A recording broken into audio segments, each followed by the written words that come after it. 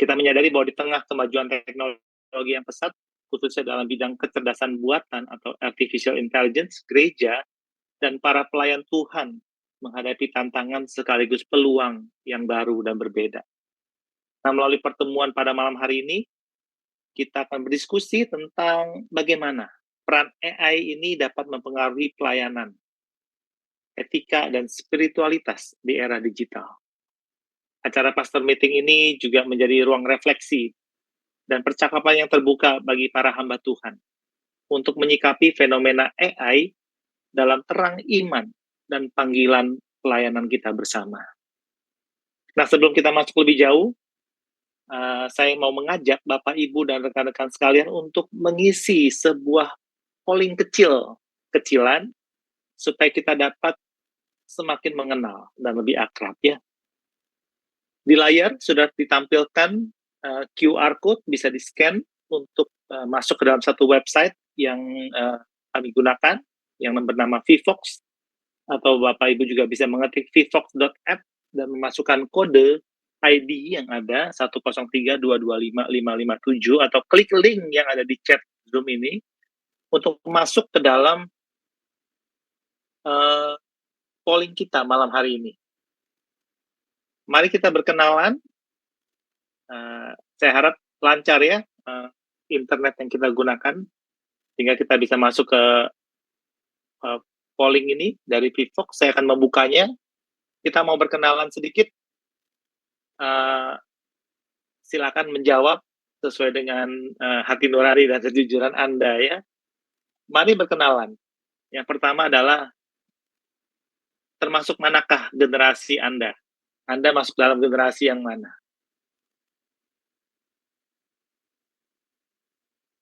Baby Boomers, Gen X, Gen Y atau Millennial, Gen Z. Ya, saya melihat sudah banyak yang mulai mengisi dan sangat aktif ya. Oke, kita akan melihat ya, sampai sejauh ini 67 orang yang mengisi dan mungkin banyak yang mungkin belum sempat, nggak apa-apa, tapi kita bisa melihat bahwa presentasi kita lumayan ya, lumayan. Gen X menempati posisi pertama, kemudian disusul oleh milenial dan seterusnya ya. Ya tentu AI ini, topik ini menjadi sangat dekat dengan generasi yang lebih muda ya, tetapi tidak kalah penting juga untuk diketahui oleh kita-kita yang lebih berusia, dan kita rindu mengenali cara Tuhan bekerja di tengah dunia dan era digital sekarang ini. Ada pertanyaan kedua, jangan khawatir bagi yang mungkin kurang cepat tadi. Kita ada pertanyaan kedua, yaitu dari kota mana Anda mengikuti Pastor Meeting kali ini? Silakan tulis kota Anda. Saya melihat ada dari berbagai tempat di Indonesia ya, bahkan mungkin ada yang dari luar negeri. Sangat welcome untuk datang dan bersekutu bersama malam hari ini. Tentunya menarik ya kalau kita mengetahui bahwa pelayanan kita dan Audible Ministry sudah menjangkau begitu luas. Ya, Jakarta di sini yang paling banyak, paling besar fontnya ya.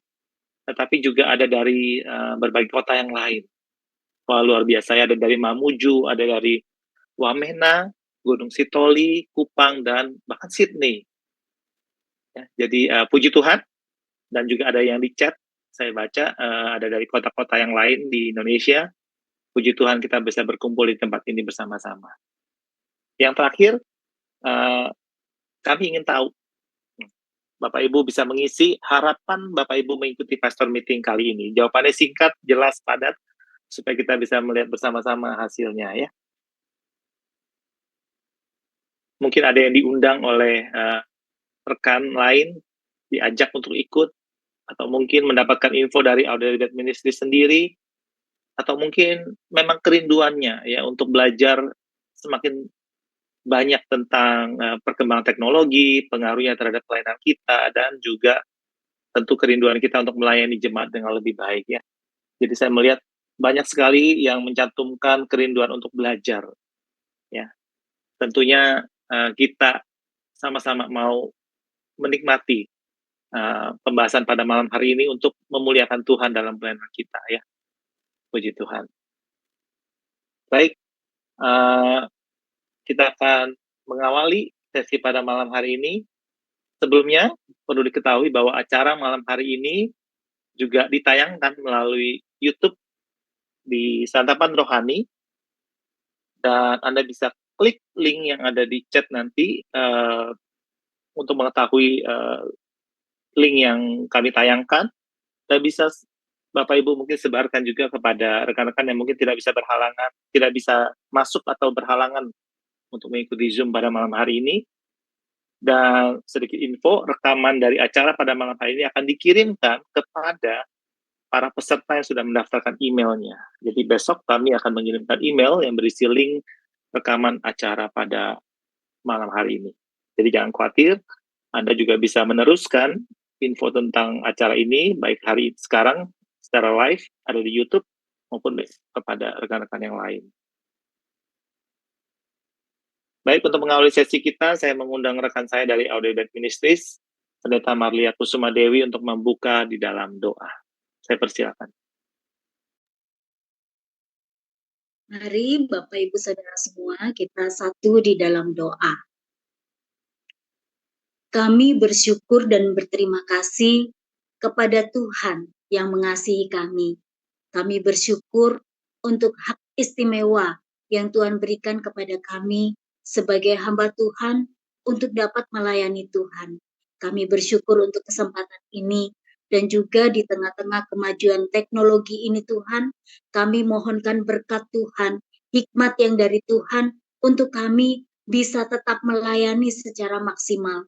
Dan hari ini Tuhan, kami terbuka untuk diisi oleh hal-hal yang baru berkaitan dengan AI dan juga pelayanan kami sebagai hamba Tuhan. Kami mohon Tuhan supaya hikmat Tuhan menaungi kami. Juga hikmat Tuhan menaungi Profesor Esther yang akan menyampaikan materi, dan juga Pendeta Tama, dan juga tim ODBM yang terus melaksanakan tugasnya supaya pertemuan ini berjalan dengan baik. Dan kami menyerahkan ya Tuhan, semua peserta yang hadir pada hari ini, baik melalui Zoom maupun melalui YouTube, kami mohonkan berkat Tuhan.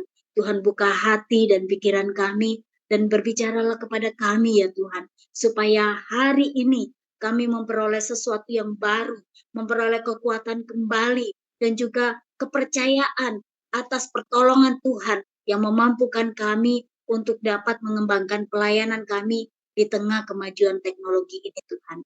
Kami mau mengalaskan pertemuan pada hari ini hanya di dalam nama Tuhan Yesus Kristus, Tuhan dan Juru Selamat kami yang hidup.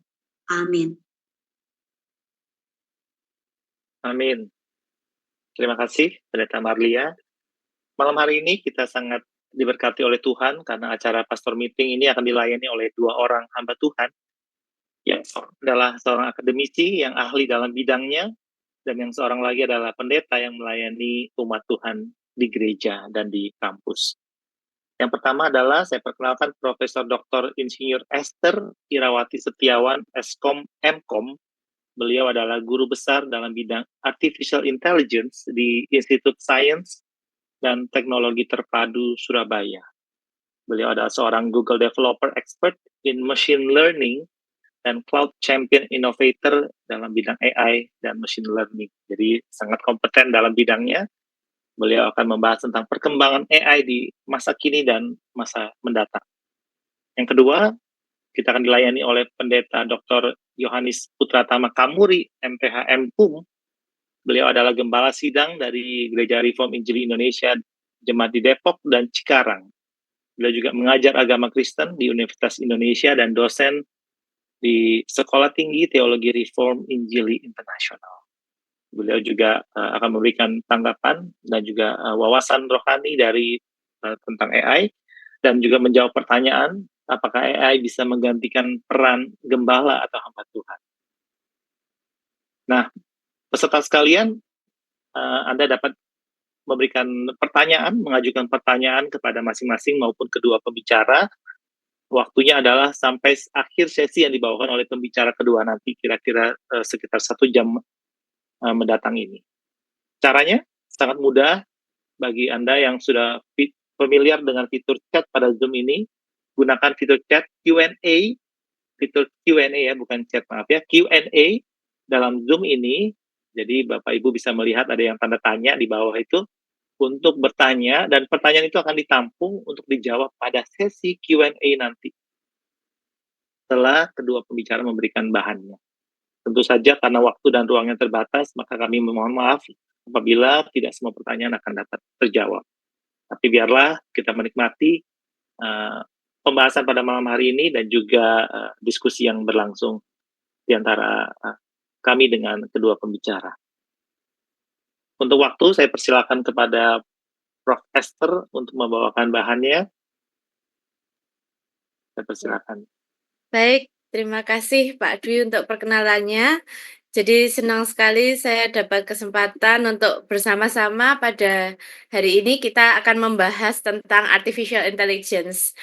Jadi saya sendiri juga sangat terberkati dengan pelayanan dari Our Daily Bread Ministry, di mana biasanya saya juga mendapatkan juga untuk renungan harian, dan juga saya kadang kalau lagi traveling, saya buka dari website gitu ya, tapi setiap hari pasti mencari gitu ada renungan hari ini untuk menjadi bekal ya dalam menjalankan tugas keseharian, karena memang penting juga untuk selalu menggunakan dasar dari firman Tuhan. Dan pada hari ini saya akan coba sharing mengenai AI, baik saat ini teknologi terkininya dan juga harapan dan kemungkinan masa depannya yang akan memang kita temui. Dan saya akan dari banyak sisi teknis, kayak apa ya yang bisa kita lakukan, dan juga saya sharing dari pengalaman dan mungkin dari sisi Alkitabiah dan teologinya akan banyak dari Pendeta Tama ya. Namun ya izinkan saya juga share beberapa hal terkait dari sisi Christianity ini sebenarnya seperti apa kita bisa memanfaatkan AI ini. Jadi tadi sudah diperkenalkan juga, mungkin dari sisi teknisnya aja, tapi dalam keseharian saya juga jemaat di Gereja Kristus Tuhan, Hosana Bumi Permai, Surabaya, dan pengurus Yayasan Pelangi Kristus yang merupakan sekolah dasar sampai SMA Teologi Kristen di Surabaya. Saya juga lahir dan dibesarkan di gereja karena papa saya pendeta juga, Pendeta Cornelius Adianto Setiawan dari Lawang. Dan saya juga ya tumbuh kecilnya sampai pelayanan papa di Gereja Kristus Tuhan, kemudian papa studi lanjut dan akhirnya memang masa kecil dari SD sampai SMA saya di Sekolah Tinggi Teologi Aleta Lawang. Jadi saya biasanya ikut juga kayak family group ya, karena pasti di rumah gitu ya, dan berkenalan dengan berbagai hamba Tuhan yang berkuliah di sana. Itu dari sejarah singkat saya. Kemudian kalau untuk akademik ya saya berkecimpung di bidang AI dan juga membangun komunitas juga di teknologi Google yang namanya Google Developer Group Surabaya. Dan mungkin trivianya juga, saya juga sempat melayani sebagai guru sekolah minggu, tapi mungkin waktu itu belum ada AI yang sebenarnya sudah ada ya, tapi nggak sampai di anak-anak gitu. Saya terakhir ingat itu mereka masih demam BlackBerry ya. Jadi saya masih ingat banget anak sekolah minggu itu, ketika saya masih melayani sebelum saya ada anak, karena setelah ada anak saya harus fokus juga membagi waktu pekerjaan dan menjaga anak. Nah, waktu itu mereka masih membanggakan, jadi dari sisi teknologi itu mereka membanggakan handphone yang dibawa apa. Dan waktu itu awal kemunculan Android ya, sedikit kisah itu mereka masih ini ya, kayak bangga sekali kalau pakai BlackBerry. Jadi pernah ada murid sekolah minggu itu dia membawa HP Android, dan saya waktu itu juga senang mengoprek teknologi mobile dan saya bilang, "Loh kamu sudah punya HP Android?" Lalu dia bilang, "Enggak, ini BlackBerry." Saya bilang, "Enggak, ini pasti Android," gitu ya. Saya bilang, "Coba tunjukin toh," gitu. Tapi dia tetap bersikeras ini BlackBerry. Jadi, ya pada saat itu di anak-anak sekolah minggu, mungkin tantangannya ya hanya, brand handphone apa yang mereka bawa ya. Itu yang menjadi identitas mereka. Namun saat ini, wah sudah, luar biasa ya perubahannya. Jadi, yang pasti kita lihat perkembangan game, dunia game yang begitu pesat dan pada akhirnya saat ini artificial intelligence. Nah, sedikit juga kisah, jadi saya suka, eksplorasi teknologi, sehingga biasanya saya, bisa menghadiri seminar teknologi Google yang di atas ini self driving car yang kita bisa duduk di penumpang, tapi saya salah posisi karena, kebiasaan memegang setir, jadi yang saya, di foto itu dalam kondisi pegang setir, padahal teknologinya itu mobilnya sudah bisa jalan sendiri tanpa orang yang menyetir. Kemudian ini juga teknologi game yang berubah, di mana, dulu, masih main bekel, masih main benteng-bentengan. Kalau tadi ada generasi yang 1940 tadi ya, sampai 19 pasti tahu bagaimana perubahan kalau kita lihat anak-anak muda sekarang gitu ya, dan, ini sudah mulai bermain game itu yang ditembak itu ada di belakang pilar, ada di sekitar kita, dan kita memakai, alat seperti, Nerf ini ya, yang disukai anak muda saat ini. Dan di bawah ini bagaimana kita dengan Gen AI itu bisa mengeksplorasi berbagai hal. Jadi, 2 tahun ini terjadi dobrakan yang luar biasa, di mana dari kita keseharian yang hanya menggunakan teknologi itu untuk mungkin handphone ini ya, berkirim email, mungkin menggunakan Google Assistant untuk bertanya kayak, "Oke Google, where's the nearest restaurant?" misalnya. Tapi, tiba-tiba gebrakan AI itu menyebabkan, anak-anak ini bisa menciptakan berbagai karya gambar, bahkan tokoh-tokoh idola. Jadi misalkan kita jadi super power woman gitu ya, dengan wajah kita sendiri.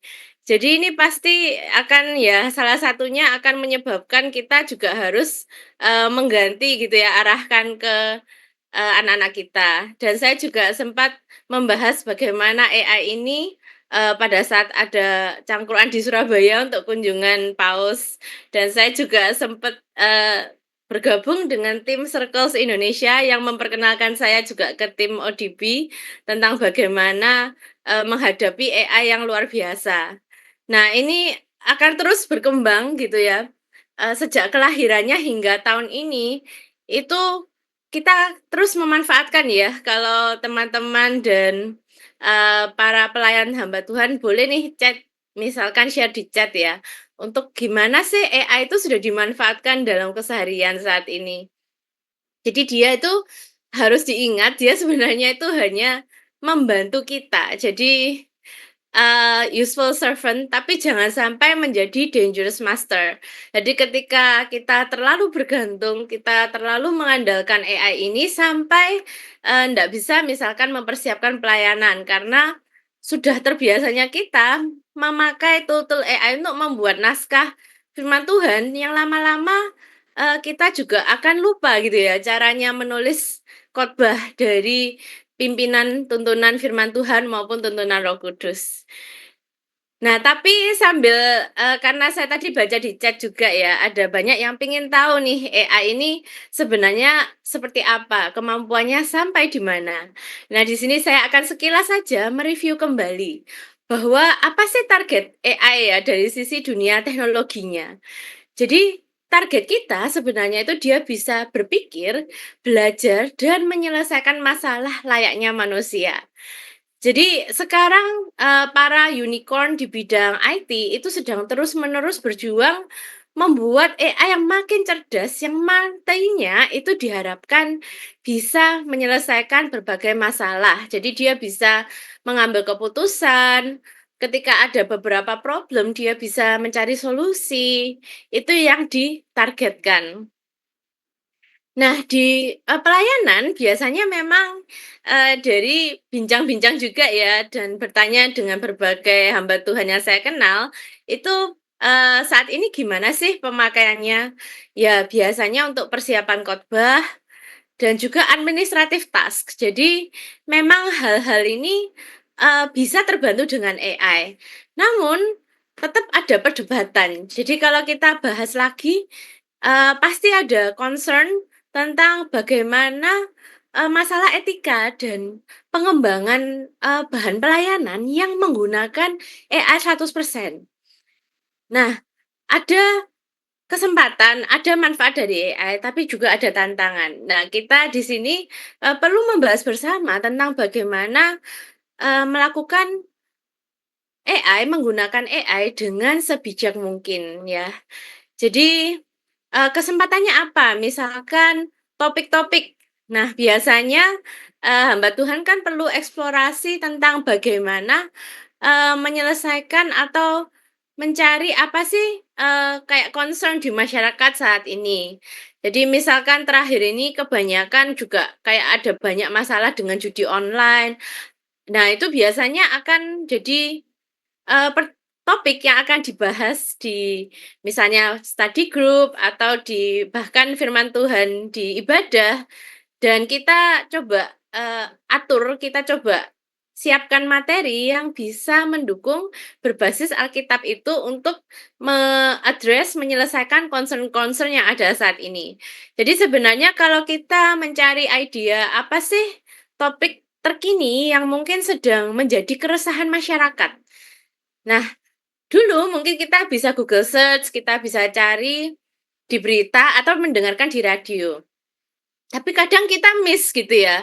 Ada concern yang mungkin kebetulan kita tidak tahu. Nah, ini juga bisa kita cari langsung dengan bantuan AI. Coba minggu ini apa sih concern atau keresahan masyarakat yang bisa kita juga diskusikan pada study Bible study kita atau pada ibadah mingguan atau pada persekutuan seperti itu ya.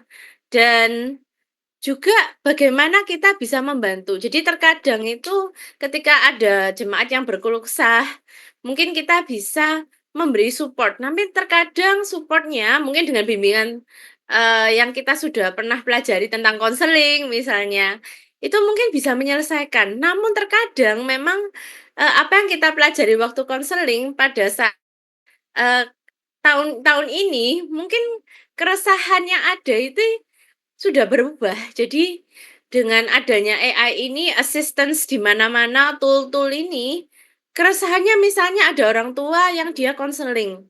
Ini bagaimana saya mengatasi anak saya yang terus-menerus membuat gambar-gambar, dia mungkin ngisengin temennya membuat gambar-gambar. Ini terjadi ya, karena di Korea Selatan itu sempat menjadi concern besar dan juga di Australia gitu. Jadi, sampai di Australia itu ada aturan baru bahwa di bawah 17 tahun tidak boleh membuat sosial media. Dan di Korea ada darurat di mana semua anak-anak sampai usia sebelum dewasa itu tidak boleh post foto pribadinya online sama sekali. Jadi hal-hal ini memang keresahan yang terjadi saat ini, yang mungkin kita juga perlu mencoba mencari solusi dan menyediakan solusi yang berbasis Alkitab tadi. Dan juga misalkan nih, ya kadang kita ingin, administratif ya, misalkan kita ingin mengucapkan ulang tahun ke jemaat yang kita kenal, namun terkadang, kita kelewatan misalkan ya ketika jemaat sangat banyak, terus kita bisa minta tolong AI untuk me-reminder. Dan juga misalkan ucapan ya, ucapan itu kan, eee, yang bagus memang ketika kita merancang kalimat ya, tapi terkadang dibantu AI kita bisa lebih, mencari variasi kata bisa cocok dengan si jemaat ini. Ketika karakternya itu seperti apa, itu bisa kita atur. Nah, tapi tentunya semua ini, opportunity ini termasuk outreach ya. Kalau outreach ini yang paling luar biasa dari sisi juga bahasa. Karena dengan AI, tadinya ketika kita ingin pelayanan misi, kita harus pergi ke pelosok dan mungkin kita harus belajar bahasanya dan mungkin untuk persiapan pelayanan ini, demi belajar bahasa lokal mungkin kita butuh 1 tahun, 2 tahun, seperti itu ya. Nah, tapi dengan AI kita bisa langsung live diskusi dalam berbagai bahasa. Jadi misalnya saya dalam bahasa Indonesia dan, di tempat misi, penduduk lokal pakai bahasa Fiji misalnya. Nah, saya bisa langsung ditranslatekan ke bahasa lokal yang masih disupport oleh AI.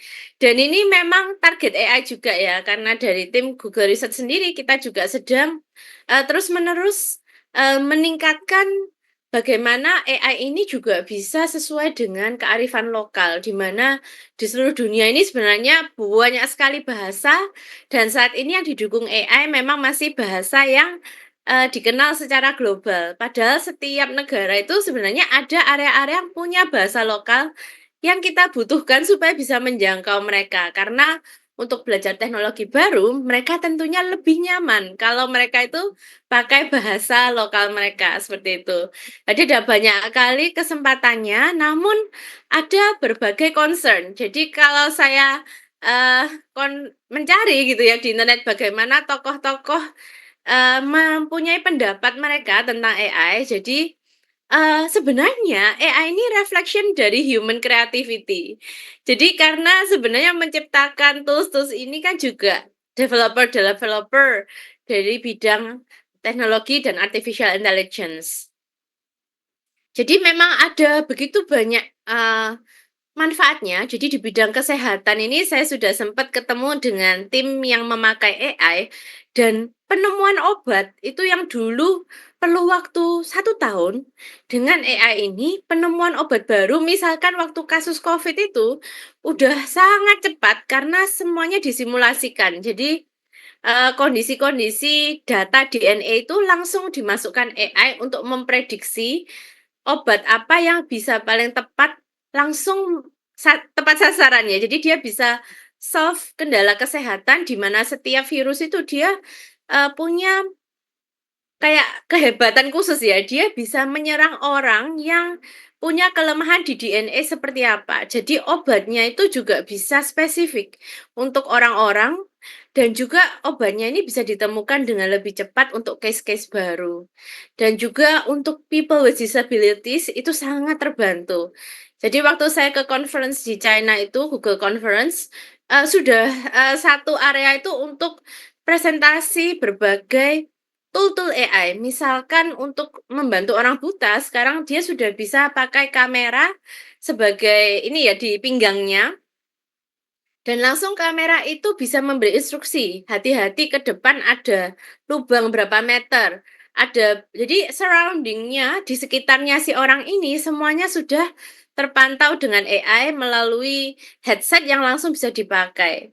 Jadi sebelumnya solusinya kan dengan misalkan ada, hewan misalnya, yang bisa membantu orang-orang buta untuk mengarahkan. Nah tapi, hewan kan bisa sakit misalnya atau dia lagi nggak mood ya, kalau mood-nya nggak baik nanti dia nggak bisa assist dengan baik. Nah, misalkan lagi lapar ya contoh sederhananya. Namun dengan AI ini, karena dia ini berbasis device dan memang yang didemokan tuh semua berbasis mobile device, supaya bisa langsung terintegrasi dengan handphone yang digunakan sehari-hari. Nah, itu memang asal dengan, asal nyala gitu ya, baterainya cukup, pasti bisa mendampingi si, orang-orang yang membutuhkan bantuan ini full service, jadi 24/7 gitu ya, whole day dia bisa membantu. Nah, cuman ya ada kendala juga ya, jadi jangan sampai pengaruh ke penyembahan dan emotion. Nah, ini juga concern karena kalau memang kita selama ini misalkan mempersiapkan firman Tuhan gitu ya, mempersiapkan renungan, itu tentunya kita sebelumnya pasti ada penyembahan dulu, mencari, kehendak Tuhan, apa yang perlu saya sampaikan ke jemaat. Dan ini yang pasti tidak bisa dilakukan oleh komputer. Jadi sebenarnya dilakukan komputer apa, ketika kita itu misalnya minta bantuan AI untuk menyiapkan isi khotbah. Nah, ketika menyiapkan isi khotbah, yang dilakukan AI sebenarnya dia hanya mencari dari seluruh koleksi khotbah yang ada di internet. Jadi knowledge AI ini sebenarnya itu dari knowledge ya mungkin ya renungannya ODB sendiri kayak bukan mungkin ya mungkin 90% renungan-renungan harian yang ada di website Our Daily Bread, renungan santapan rohani itu sebenarnya diolah juga. Jadi ketika kita bilang tolong buatkan renungan untuk misalnya kecanduan judi online. Nah, dia akan mencari di knowledge tentang renungan-renungan yang ada sebelumnya di internet tentang judi online. Nah, dari situ dia akan mencoba karena memang sistem kerjanya AI yang, digunakan saat ini, itu dia mengambil pengetahuan yang sudah ada, karangan-karangan dari hamba Tuhan, dari, website-website renungan, kemudian dia berusaha mengganti kontennya, supaya ini bukan plagiat. Jadi memang target akhirnya bukan plagiat, tapi knowledge-nya itu memang dari, karya-karya yang ada sebelumnya. Namun kalau kita diskusikan lebih lanjut sebenarnya, di internet itu kan tidak hanya ada kebenaran, ada juga yang menyamar gitu ya. Jadi artikel-artikel yang sebenarnya bukan dari firman Tuhan, tapi disamarkan supaya orang itu terjebak masuk ke sana. Jadi misalnya bagaimana kata Tuhan tentang judi online, ternyata si pembuat ini bukan orang bertanggung jawab yang masuk juga ke knowledge-nya AI. Karena itu kita perlu berhati-hati sekali. Jadi, ya ini komputer yang membuat gitu ya, dan dia tidak bisa memahami divine purpose. Jadi, apa yang dia ciptakan itu hanya dari program saja gitu ya. Jadi itu adalah keterbatasan.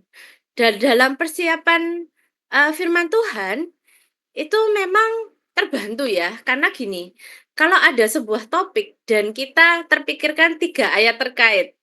Nah, biasanya mungkin kita bisa pakai software seperti Logos gitu ya. Kita bisa kayak, "Ayo keluarkan ayat-ayat yang terkait dengan topik yang akan saya khotbahkan." Namun terkadang mungkin ada yang miss, ada yang terlewat, padahal dalam bagian lain itu ternyata ada. Nah, AI memang tugasnya itu mencari dari knowledge yang dia siapkan untuk sebanyak mungkin solusi dari sisi pengolahan bahasa gitu ya, yang memang match dengan apa yang ingin kita cari. Jadi mungkin terbantu ya dalam pencarian ayat, pencarian referensi, kemudian juga sumber-sumber dari berbagai pandangan tokoh gitu ya. Sama seperti saya waktu melakukan rekap atau list dari berbagai apa sih ya kata hamba Tuhan saat ini tentang AI gitu ya. Saya juga cari dan eksplorasi dan saya terus mencari dan apa ya, yang bisa saya angkat. Nah, terkadang saya juga pasti butuh bantuan AI gitu ya, dan saya pasti, dapat knowledge-knowledge yang mungkin saya ndak kepikir sebelumnya, yang saya belum pernah baca atau temukan. Nah, tapi takutnya dependensi ini gitu ya. Jadi ketika kita dulu tuh berusaha membaca semua buku yang kita butuhkan untuk supaya firman yang kita siapkan itu benar-benar sesuai dengan semua arahan yang ada, semua, eksegese yang ada, misalkan kita upayakan semaksimalnya, tapi bisa jadi karena kita terlena dengan adanya tool AI yang belum tentu 100% sejalan dengan firman Tuhan, kita jadi ketergantungan dan mencari sumber dan mungkin AI ini juga bisa kelewatan ya. Jadi AI itu bisa kelewatan, AI juga bisa halusinasi. Jadi halusinasi di sini salah satu memang dia sebenarnya bukan halu ya, tapi sifat dasarnya AI-nya ini kan generatif. Jadi dia sesuatu, dia menciptakan kalimat-kalimat baru. Nah, sama seperti anak kecil ketika kita tanyain sesuatu, dia kadang menebak ya, mungkin dia nggak tahu 100%, tapi supaya dia nggak sampai kelihatan nggak tahu, dia bakal mencoba menebak. Dan mungkin benar akhirnya orang tuanya, "Oh benar jawabanmu Nak." Tapi mungkin juga sedikit halu ya, jadi dia sedikit nyasar, dia sedikit kurang tepat dan mungkin kita sebagai orang tua akan membetulkan gitu. Nah sama di sini AI ini, teknologi ini diciptakan untuk membantu. Jadi sebisa mungkin AI itu akan memberikan jawaban. Nah tapi belum tentu ini yang benar sesuai dengan firman Tuhan dan belum tentu sesuai dengan arahan Roh Kudus. Jadi ya ada berbagai kesempatan seperti tadi, tapi ada loss of personal connection. Nah, ini juga terjadi dari sisi jemaat. Jadi bisa saja, bertanya lalu, dia, biasanya kan mencari hamba Tuhan untuk sesi konseling. Tapi kadang supaya cepat dapat solusi karena semuanya inginnya serba instan gitu ya, bisa-bisa dia nggak tanya ke hamba Tuhan, tapi dia tanya ke chatbot. Misalkan, "Sebenarnya judi online tuh boleh nggak sih?" Gitu ya, dia bisa langsung bertanya. "Sebenarnya membuat gambar dengan AI itu boleh nggak sih?" Nah, dia mungkin nggak bertanya lagi ke hamba Tuhan, malah dia akan chat sendiri ke chatbotnya. Dan chatbotnya itu sekali lagi dia hanya program komputer. Jadi dia tidak menjawab sesuai dengan apa yang Tuhan inginkan untuk si manusia ini. Dan ada doctrinal error. Jadi karena sumber knowledge-nya itu dari seluruh koleksi dokumen di internet. Nah, ada kemungkinan bukan teologian. Saya sendiri menghadapi ya. Jadi waktu saya brainstorming, ketika saya buka, ternyata dia ini hanya artikel, jadi jawaban dihasilkan AI itu hanya kata-kata yang dibuat oleh seorang kayak bukan benar-benar hamba Tuhan ya, tapi dia ini kayak, seorang pengamat gitu ya dan pemerhati gitu ya.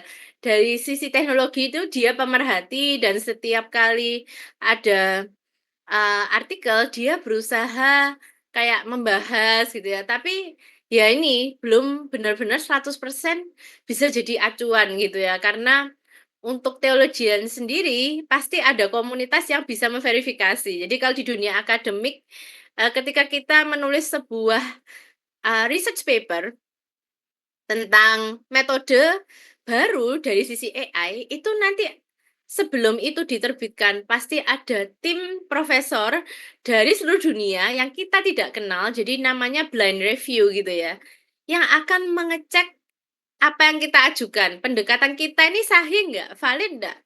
Kalau sudah valid, direview misalnya 3 4 orang yang kita tidak kenal, oke, ini pendekatan ini benar, bisa dicoba, bisa sah untuk diimplementasikan. Nah, barulah research paper kita diterbitkan. Jadi memang terkadang kalau kita asal tanya AI itu, belum tentu pada tempatnya, seperti itu.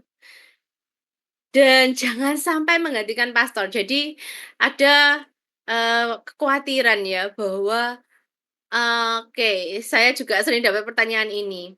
Oke, AI ini bisa bikin khotbah gitu ya. Nah, bagaimana, peranan pastor di sini? Padahal sebenarnya AI ini ketika misalnya nih, saya tanya, "AI tolong doakan, saya punya kendala, saya, bingung ini dengan bagaimana ya, judi online ini kok banyak yang kecanduan," misalkan, atau game online gitu ya.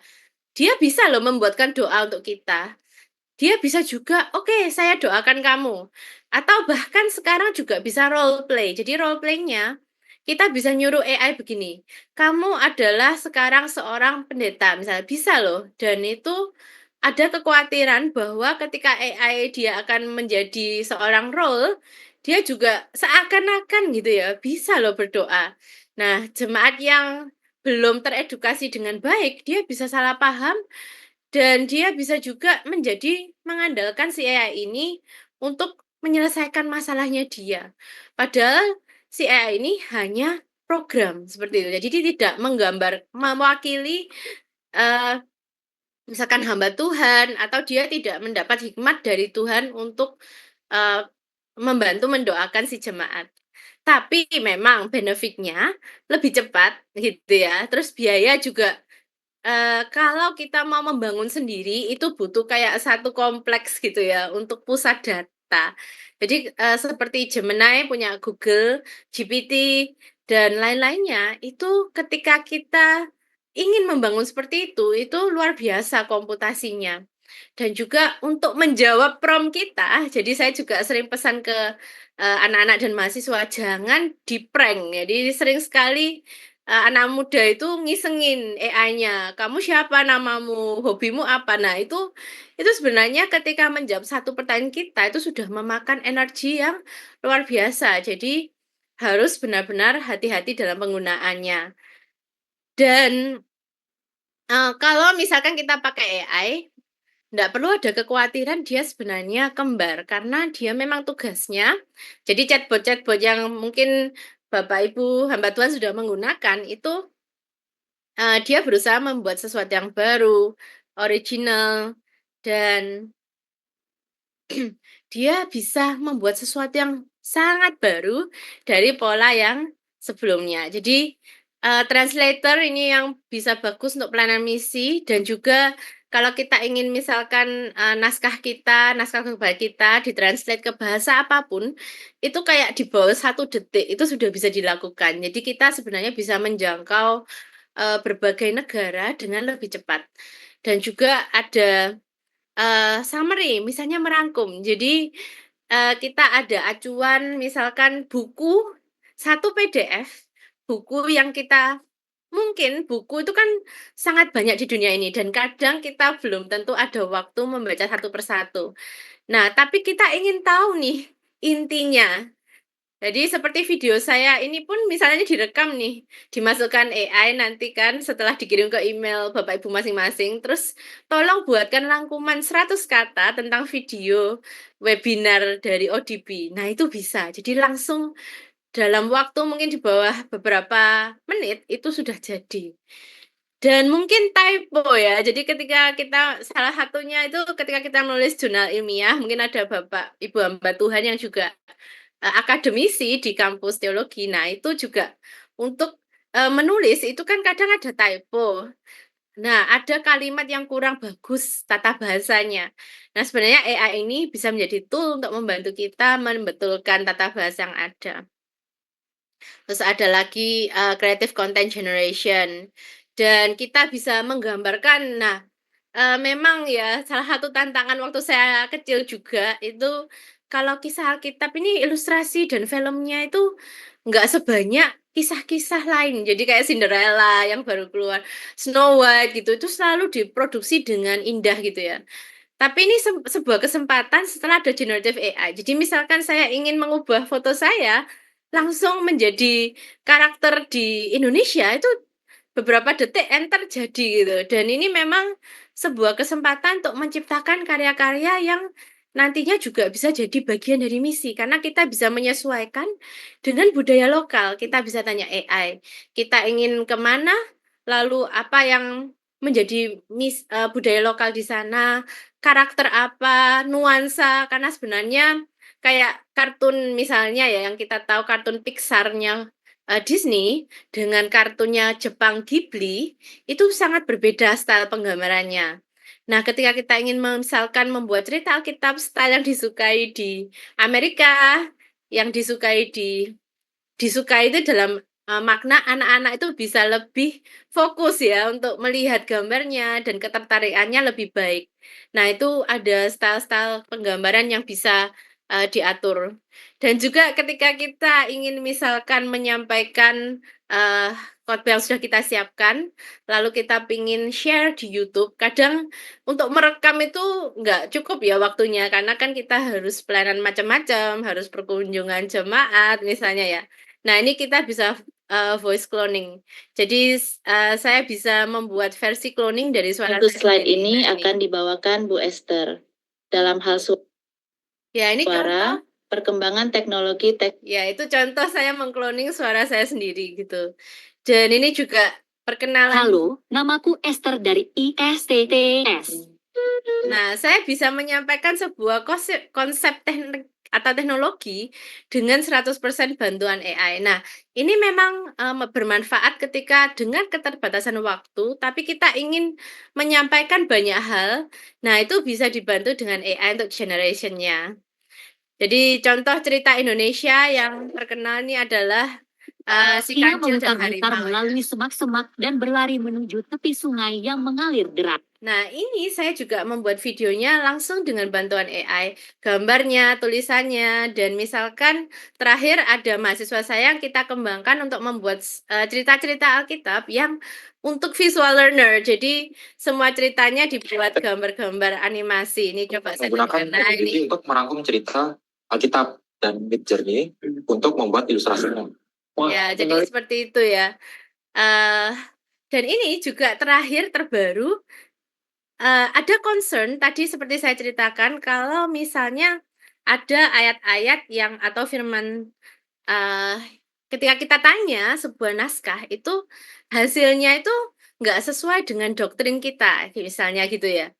Nah, kita itu bisa memberi AI PDF-PDF misalnya dari buku-buku yang menjadi landasan doktrin kita, supaya ada jemaat yang bertanya, itu akan sesuai dengan doktrin tersebut. Jadi ini adalah, aplikasi yang saya buat bersama dengan mahasiswa saya, berdasarkan guideline-guideline buku-buku yang kita jadikan acuan.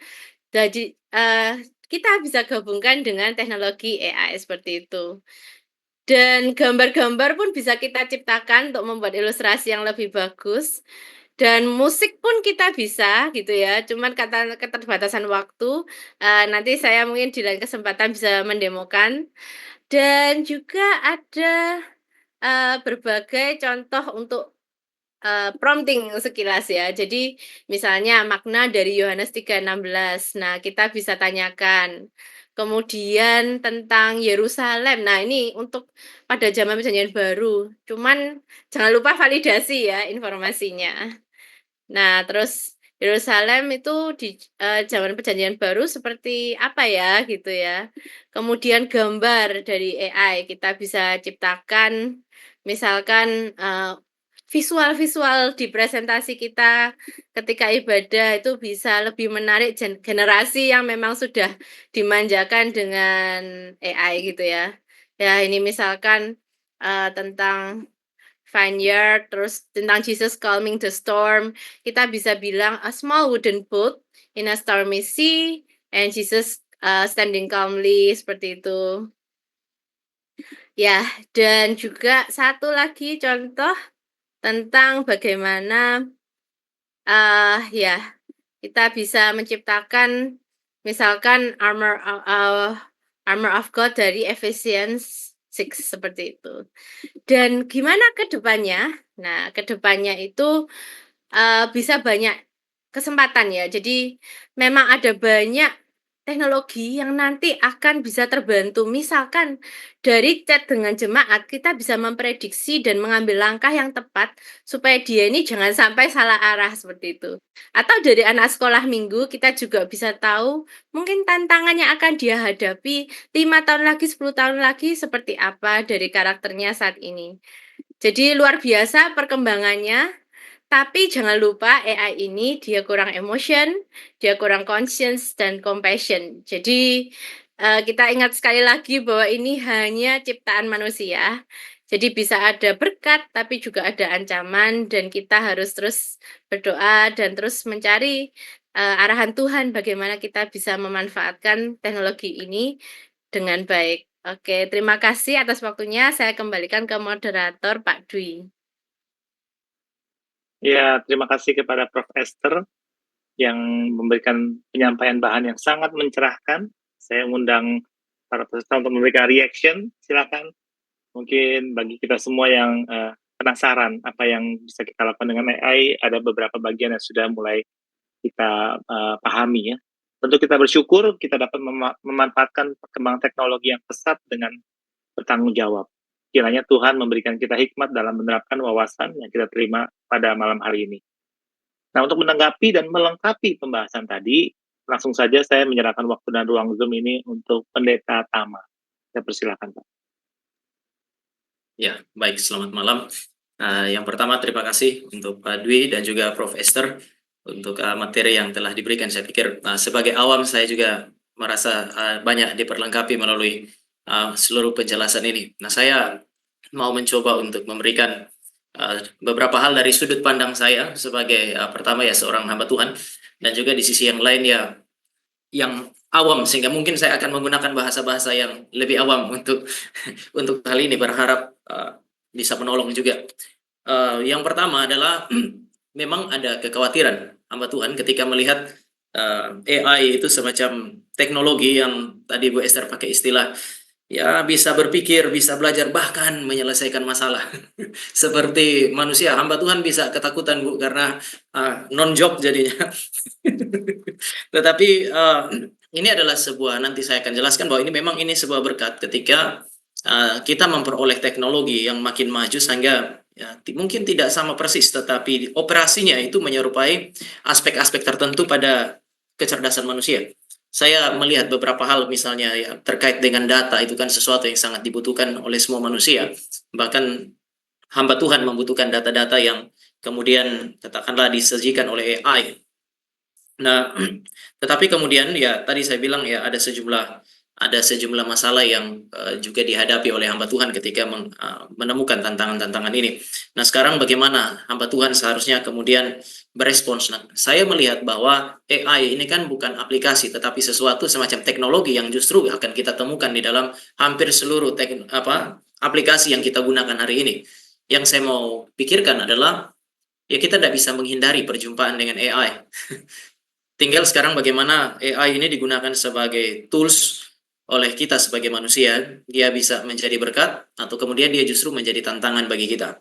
Nah, saya akan mulai dengan mengajak kita untuk melihat ya bagaimana ya saya mencoba untuk berdiskusi juga dengan beberapa teman, dan ini kan pergumulan dengan AI sebenarnya sudah cukup lama meskipun mungkin kemajuannya belum seperti yang terlalu menakutkan bagi banyak orang, tetapi paling tidak kita akan menemukan 3 posisi ini. Ya, saya coba merangkum itu di dalam 3 posisi. Yang pertama adalah teknofobia. Teknofobia adalah semacam kekhawatiran yang berlebihan terhadap teknologi, termasuk di dalamnya AI. Ya, orang bisa pakai ayat-ayat Alkitab bahkan untuk memvalidasi gitu, mengatakan ini adalah bagian dari pekerjaan antikristus dan seterusnya. Tetapi bagi saya, sekali lagi, saya melihat ini sebagai ketakutan yang sudah sangat berlebih terhadap teknologi. Saya menyebutnya sebagai teknofobia. Di kutub yang berbeda itu adalah teknomania, atau bahkan mungkin bisa dikatakan teknomania. Tadi Bu Esther sempat memberi pesan untuk sedikit berhati-hati di dalam relasi dengan AI atau dengan teknologi secara umum. Saya mendefinisikannya sebagai antusiasme atau katakanlah obsesi yang berlebih terhadap teknologi. Karena ya justru karena ada hal-hal yang baik. Nah, saya kira ini adalah 2 kutub yang perlu kita analisis lebih awal sebelum kemudian kita maju ke posisi yang ada di tengah. Teknofobia itu ketika kita terlalu khawatir, bahkan memiliki kekhawatiran yang berlebih terhadap teknologi, termasuk AI, bagi saya itu adalah sebuah sikap yang menyangkali natur manusia. Pertama, natur manusia yang terbatas dan penuh dengan pergumulan. Justru teknologi seperti AI adalah sarana yang diciptakan untuk menolong kita melampaui keterbatasan kita dan menyelesaikan sejumlah pergumulan yang mungkin secara manusiawi dan secara natural kita sulit untuk menyelesaikannya di dalam waktu yang singkat. Ya, kita juga kadang-kadang ada masa di mana waktu kita sudah persiapan, mungkin kita sudah persiapan khotbah dengan baik, tetapi ada aspek-aspek tertentu bahkan sudah di dalam ruangan ibadah. Kemudian kita buka teks itu, kita baca lagi, sepertinya ada poin-poin tertentu yang lolos. Kita butuh data-data itu. Ya, AI bisa menolong saudara dan saya. Ya, di dalam pengalaman saya kadang-kadang ada waktu di mana ketika kita berkhotbah, mau berkhotbah liturgis lagi mimpin, ada poin tertentu yang teringat dan ingin mau disampaikan, sudah tidak bisa keluar ke kamar atau ke perpustakaan untuk melakukan riset lagi. Ya, coba cari beberapa hal yang mungkin saya pakai, hal-hal yang sederhana yang bisa ada di tangan saya, di handphone saya, di tabnya saya, untuk kemudian menyelesaikan masalah itu. AI adalah salah satu sarana untuk melampaui keterbatasan yang sedemikian di dalam waktu yang singkat, karena kan kita hamba Tuhan itu tidak maha hadir lah, katakanlah demikian. Yang kedua, ya ini kalau kita sama sekali bersifat antipati terhadap teknologi, termasuk di dalamnya AI, itu adalah penyangkalan terhadap natur teknologi itu sendiri. Menurut saya, teknologi termasuk AI hanyalah tools untuk menolong kita justru untuk melampaui keterbatasan dan pergumulan kita. Dan kita tidak boleh lupa bahwa sebenarnya teknologi itu mengakar di dalam naturnya manusia. Kalau kita lihat dari sudut pandang Alkitab, Kejadian pasal 1 ayat 26 sampai 28, ketika Allah bilang beranak cucu, memenuhi bumi dan seterusnya, itu berarti masuk ke dalam segala dimensi hidup manusia, menggali potensi-potensi yang ada di dalamnya, bukan hanya potensi pada diri manusia, tetapi di dalam seluruh semesta, seluruh dimensi hidup yang dimasuki, lalu kemudian berusaha untuk menaklukkan itu atau mengarahkan itu pada kemuliaan Allah. Dan tidak dapat dipungkiri, itu berarti ini teknologi berkaitan dengan kreativitas manusia. Allah, kita adalah pencipta, dia menciptakan manusia sebagai gambar Allah yang juga memiliki kapasitas untuk mencipta. Melalui risetnya dia, penelitiannya dia, observasinya dia terhadap potensi-potensi yang ada di dalam alam semesta ini, ya, manusia itu bisa kemudian mengembangkan banyak hal yang berbeda dari apa yang Allah ciptakan. Sehingga ada penulis Kristen yang mengatakan ya Allah mencipta, itu sesuatu yang kita sebut sebagai nature, sebagai alam. Tetapi ketika manusia menciptakan sesuatu di dalam pikirannya dia, lalu kemudian dieksternalisasi di dalam bentuk tertentu selain daripada yang diciptakan oleh Allah, yaitu sudah disebut sebagai kebudayaan, beberapa menyebutnya sebagai teknologi. Sehingga ya teknologi adalah sesuatu yang mengakar di dalam natur manusia. Saya bisa katakan manusia dan teknologi itu sesuatu yang tak bisa dipisahkan. Namun di sisi yang lain ada kutub yang lain, yaitu antusiasme yang terlalu berlebihan terhadap teknologi. Seolah-olah teknologi itu sudah dapat menyelesaikan semua masalah. Padahal di dalam sejarah sendiri, itu zaman modern itu bergeser dari modern kepada postmodern. Ada satu isu di sana adalah optimisme yang berlebihan terhadap apa yang disebut sebagai cara pikir manusia, katakanlah, atau keilmuan manusia, dan kebersandaran yang terlalu besar di sana, sehingga kemudian gagal untuk melihat dimensi yang, katakanlah, dimensi manusia yang ada di belakang setiap teknologi itu. Nah, orang-orang yang katakanlah terjerumus di dalam apa yang saya sebut sebagai teknomania, itu bukan karena dia terlalu terobsesi kepada apa yang disebut sebagai teknologi, bahkan bisa mengabaikan kapasitas-kapasitas manusiawi yang bagi saya tidak tergantikan bahkan oleh teknologi. Bisa dibantu tetapi tidak akan digantikan. Ini yang di dalam penjelasan selanjutnya saya akan sampaikan gitu.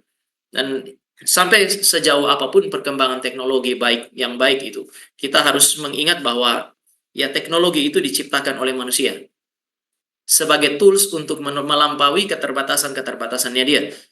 Tetapi sehebat apapun teknologi termasuk AI, saya percaya bahwa AI juga memiliki sejumlah keterbatasan. Kita manusia adalah ciptaan Allah yang diciptakan langsung oleh Allah sebagai gambar Allah, memiliki kemiripan daripada antara kita dengan Allah, pun masih ada keterbatasan-keterbatasan tertentu yang tadi saya bilang harus dilampaui dengan teknologi. Apalagi teknologi yang adalah refleksi atau ciptaan daripada manusia. Tentu kita akan juga menemukan sejumlah keterbatasan di sana. Sehingga selain kita mensyukuri keberadaan teknologi, di sisi yang lain kita tidak boleh terlalu bergantung kepada teknologi, sehingga pada akhirnya tanpa teknologi, katakanlah demikian, manusia sudah tidak bisa berbuat apa-apa, seolah-olah demikian. Maka saya kira cara pikir yang baru yang harus kita ambil adalah yang di tengah antara dua ekstrim ini. Saya sebut itu sebagai kesadaran bahwa kita adalah antropotechne. Kita bisa terbuka dan berhati-hati terhadap teknologi karena sejumlah alasan. Pertama, pada dasarnya kita manusia, tadi saya bilang berdasarkan Kejadian pasal 1 ayat 26-28, kita itu adalah orang-orang yang mencari dan menemukan kebenaran, termasuk di dalamnya segala potensi yang ada di dalam diri dan kemudian di dalam alam ini. Lalu itu yang dikelola untuk melampaui keterbatasan-keterbatasan kita. Manusia itu pencipta teknologi sebagai sarana untuk mengembangkan diri, supaya dia bisa bekerja secara lebih efektif dan efisien. Bahkan melalui teknologi, saudara dan saya bukan hanya bertahan hidup, tapi bisa berbagi hidup. Ini adalah hal yang sangat penting menurut saya untuk kemudian kita mengerti. Tetapi di sisi yang lain, karena kita adalah antropotechne, kita bukan hanya mencipta dan menggunakan teknologi, tapi kita juga dikondisikan oleh teknologi yang kita ciptakan. Setelah sekelompok pemburu itu menciptakan panah, dia menggunakan panah secara efektif dan efisien di dalam proses berburu hanya dengan menggunakan aturan main mengenai busur dan anak panah. Dia harus mengarahkan busur dan anak panah itu dengan cara tertentu. Diarahkan misalnya anak panah itu harus diarahkan kepada binatang yang diburu, bukan kepada diri sendiri. Jadi setelah teknologi itu dicipta, pasti teknologi kemudian mengkondisikan kita. Ini yang kemudian membuat orang bisa sedikit takut terhadap apa yang disebut sebagai teknologi. Jadi ada relasi yang tidak terpisahkan antara kita sebagai manusia, termasuk hamba-hamba Tuhan, dengan teknologi. Nah, tadi saya bilang ada hal-hal yang menurut saya tidak dapat dilampaui atau tidak dapat digantikan oleh teknologi begitu saja. Kecuali kalau Bapak, Ibu, dan saya sebagai hamba Tuhan sudah enggan untuk mengerjakan tugas yang seharusnya sebagai hamba Tuhan. Nah, saya mau mulai dengan slide berikut. Ya, ini ada relasi tidak terpisahkan, relasi yang saling terkait. Dan ini yang saya sebut sebagai moderasi antara data yang diberikan oleh teknologi seperti AI dengan peran kita sebagai hamba Tuhan sebagai interpretator, atau lebih tepat mungkin reinterpretator. Teknologi seperti AI itu bisa menjadi berkat karena dia itu menyimpan data, orang memasukkan data ke sana, kemudian AI itu menyimpan data. Makin lama makin banyak data itu. Kalau dia tersimpan, saudara dan saya katakanlah manusia memasukkannya, makin lama makin banyaklah data. Dan dia punya kekuatan melampaui kita. Ya, dia nggak lupa. Kita hamba Tuhan ini makin tua makin banyak lupa. Ayat lupa, habis khotbah bisa lupa apa yang kita khotbahkan. Ya, kita punya kelemahan yang sedemikian. Di sisi yang lain, saya juga lihat, atau masih di dalam aspek yang sama, AI itu bukan hanya data yang tersimpan di sana, tetapi juga kan dia tidak mengalami kelelahan dan tekanan fisik psikologi seperti yang saudara dan saya alami. Hamba Tuhan itu kan bisa dalam relasi dengan jemaat, ya bisa mengalami tertekan secara emosional, secara fisik, tidak dapat berpikir secara maksimal di dalam kondisi itu, di dalam pelayanan-pelayanan dan segala kesulitan kita. Saya kira di dalam dimensi ini AI bisa jadi berkat karena dia bisa mengatasi apa yang disebut sebagai keterbatasan manusia, terutama di dalam konteks akurasi atau prediksi. Ini pertolongan yang sangat luar biasa. Tadi Prof. Esther sempat menjelaskan misalnya ya di bidang kedokteran pun ya saat ini yang saya dengar ada orang ya pada akhirnya bisa mendapatkan pertolongan tanpa sebelum dia ke dokter, dia bisa dapat analisis yang sudah cukup luar biasa itu. Sebenarnya ini bisa terjadi pada kita juga sebagai hamba Tuhan. Di dalam tadi saya bilang di dalam waktu singkat, saudara dan saya bisa dapat info yang cukup cepat itu. Saya beberapa waktu yang lalu berkhotbah tentang mencoba mengkombinasi ini tentang uang mina dan talenta di dalam khotbah kepada jemaat saya. Tetapi begitu saya sementara sudah di dalam ruangan itu miss satu hal, yaitu sebenarnya berapa sih? Hal yang sederhana sih. Nilai satu mina dan satu dinar itu berapa? Ya, di handphone kita tools yang paling sederhana yang sudah muncul itu ada yang namanya Meta AI nih. Saya coba untuk kemudian bandingkan itu, coba lihat kira-kira datanya seperti apa, karena saya sudah tidak bisa lari ke perpustakaan gereja lagi. Ya, data-data sederhana seperti itu saya bisa dapatkan. Satu mina sama dengan 1.000 dinar, artinya itu adalah upah kerja 40 bulan misalnya. Lalu satu talenta itu 6.000 dinar. Itu sama setara dengan pada zaman itu upah kerja 20 tahun. Ini kan data yang saya bisa dapatkan dalam waktu yang sangat cepat dengan bantuan AI. Alih-alih saya lari keluar, lalu kemudian cari di perpustakaan. Tetapi juga pada saat yang sama, saya kira kita mesti sedikit berhati-hati. Tadi saya kira Prof. Esther juga sempat menyinggung. Saya kira manusialah yang kemudian menjadi pemasok data.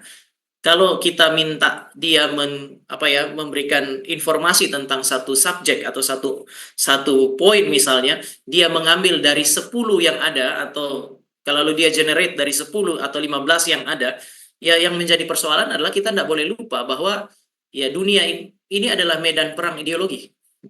Ada banyak data yang tersedia di situ, dan kalau AI harus generate dari 10, jangan lupa bahwa apakah 10 itu semua benar-benar sesuai dengan prinsip-prinsip biblical yang saudara dan saya yakini sebagai orang Kristen atau tidak.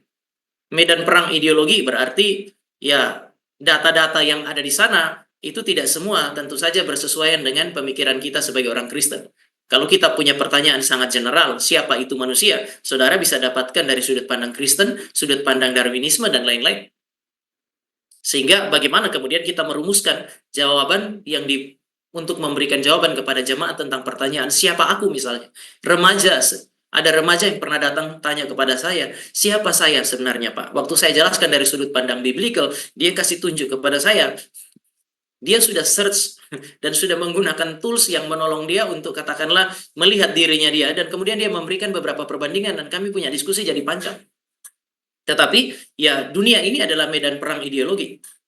Di dalam sistem teknologi yang maju ini, saudara bisa menemukan banyak sekali pandangan, banyak sekali pendapat tentang tentang berbagai subjek yang kemudian kita mau bahas, isu yang saudara dan saya mau bahas. Nah, yang menjadi penekanan saya berikutnya adalah bahwa tidak ada manusia yang bebas nilai. Kalau manusialah yang memasukkan data atau menjadi sumber data bagi AI untuk kemudian diolah, di-generate untuk saudara dan saya, maka yang menjadi persoalan adalah tidak ada manusia yang bebas nilai. Kita selalu dipengaruhi oleh paradigma atau cara pikir, sistem nilai yang tertentu. Entah itu Kristen atau tidak, tetapi kita dipengaruhi oleh itu. Termasuk semua orang yang bekerja di segala bidang, sains pun, seorang filsuf namanya Thomas Kuhn, dia bilang sains itu pun itu tetap dipengaruhi oleh paradigma yang tertentu. Tidak ada orang yang betul-betul bebas nilai. Sehingga ketika saudara dan saya katakanlah berselancar di dunia virtual ini, lalu kemudian kita mencoba mendapatkan pertolongan yang cepat, perlu ada semacam kehati-hatian di dalam dimensi ini. Data yang diberikan berkelimpahan, tetapi di dalam kelimpahan itu perlu ada proses seleksi, dan kemudian kita melakukan validasi, ini yang tepat, ini yang tidak. Nah, sebab itu untuk melakukan ini muncullah apa yang saya sebut sebagai kelebihan manusia. Antropos sebagai reinterpretator.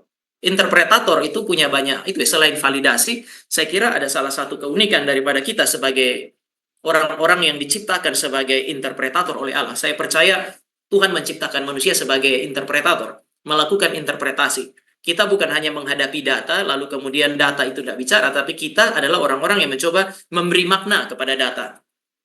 Ya, seorang filsuf namanya Hans-Georg Gadamer mengatakan bahwa ya semua bidang hidup itu melibatkan apa yang disebut sebagai ya interpretasi terhadap data. Tadi saya bilang sains melakukan hal itu, semua orang melakukan itu. Di dalam konteks kita sebagai manusia, ya Allah ketika Allah mencipta segala sesuatu, tiba-tiba dia kasih satu kalimat ini, semua pohon dalam taman ini boleh kamu makan kecuali yang ada di tengah. Adam dan Hawa cuma tahu itu pohon, mereka tidak mengerti mana yang boleh dimakan dan mana yang tidak. Allah harus memberi interpretasi dulu. Yang di tengah itu namanya pohon pengetahuan baik dan jahat, jangan kamu makan. Allah memberikan interpretasi. Adam juga melakukan interpretasi. Setelah Hawa itu muncul, dia bilang engkau tulang dari tulangku dan daging dari dagingku. Dia menginterpretasi karena tidak ada yang lebih dulu memberitahu dari mana atau bagaimana proses Allah mencipta. Tapi dengan melihat Hawa, dia kemudian menginterpretasinya sebagai ciptaan Allah yang sepadan dengan dia, yang berasal dari dia. Tetapi saya kira menarik bahwa ada orang kedua, saya tulis namanya di situ. Cornelius Van Til, dia bilang manusia bukan hanya interpretator, manusia adalah reinterpretator. Artinya data-data yang kita temukan atau kita dapatkan dari AI waktu kita minta pertolongannya dia, tolong saya dong, saya ingin tahu tentang katakanlah dinar dan talenta itu, ya ketika saya melakukan interpretasi saya tidak boleh bertentangan dengan prinsip-prinsip Kristen atau prinsip-prinsip Alkitab. Ini yang saya sebut sebagai reinterpretator. Bukan sekedar menginterpretasi, tetapi memastikan bahwa interpretasi kita sebagai hamba Tuhan tidak bertentangan dengan prinsip-prinsip Alkitab atau prinsip-prinsip Kristen, katakanlah demikian. Saya waktu mempersiapkan bagian tentang uang mina itu, saya menarik bahwa melalui data yang singkat yang diberikan itu, kemudian saya mencoba untuk mengaitkan dengan konteks. Misalnya, perumpamaan tentang talenta itu muncul dalam Matius pasal 25. Matius 25, cerita awalnya adalah gadis-gadis bijaksana, gadis-gadis bodoh. Di ayat yang ke-13 ditutup, karena itu kamu harus berjaga-jaga. Pertanyaannya, bagaimana saya berjaga-jaga? Jawabannya ada di dalam ayat 14, cerita tentang talenta. Jadi orang Kristen berjaga-jaga dalam dunia ini dengan berbagai macam cara memelihara kehidupan spiritualnya, salah satunya adalah dengan mengembangkan talenta. Waktu dikatakan satu talenta itu nilainya sama dengan 6.000 dinar atau sama dengan pada waktu itu upah kerja selama 20 tahun, wah kita langsung bisa mengerti bahwa talenta yang diberikan itu berbeda-beda, tetapi setiap talenta yang diberikan itu berharga. Di mana saudara bekerja dan saudara langsung mendapatkan katakanlah modal kerja 20 tahun kerja punya. Kita nggak dapat itu. Tapi Alkitab menunjukkan itu sesuatu yang sangat berharga.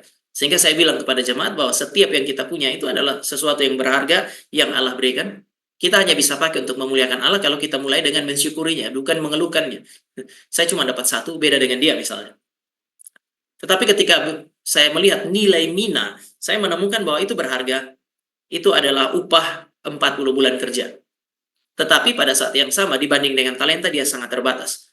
maka bisa dikatakan bahwa ya apa yang Allah berikan kepada saudara dan saya itu terbatas, sehingga satu orang dapat satu mina mengandaikan semua orang punya terbatas dan semua orang punya tanggung jawab atau responsibility yang sama, yaitu bekerja keras mengembangkan talentanya untuk profit bagi kerajaan Allah. Nah, proses hermeneutika ini saya pakai kata profit karena saya melewati satu proses hermeneutika dan menemukan kata pergi dan berdaganglah, itu pakai kata pragmatiusaste yang berarti bukan hanya sekedar berdagang tapi mendapatkan keuntungan.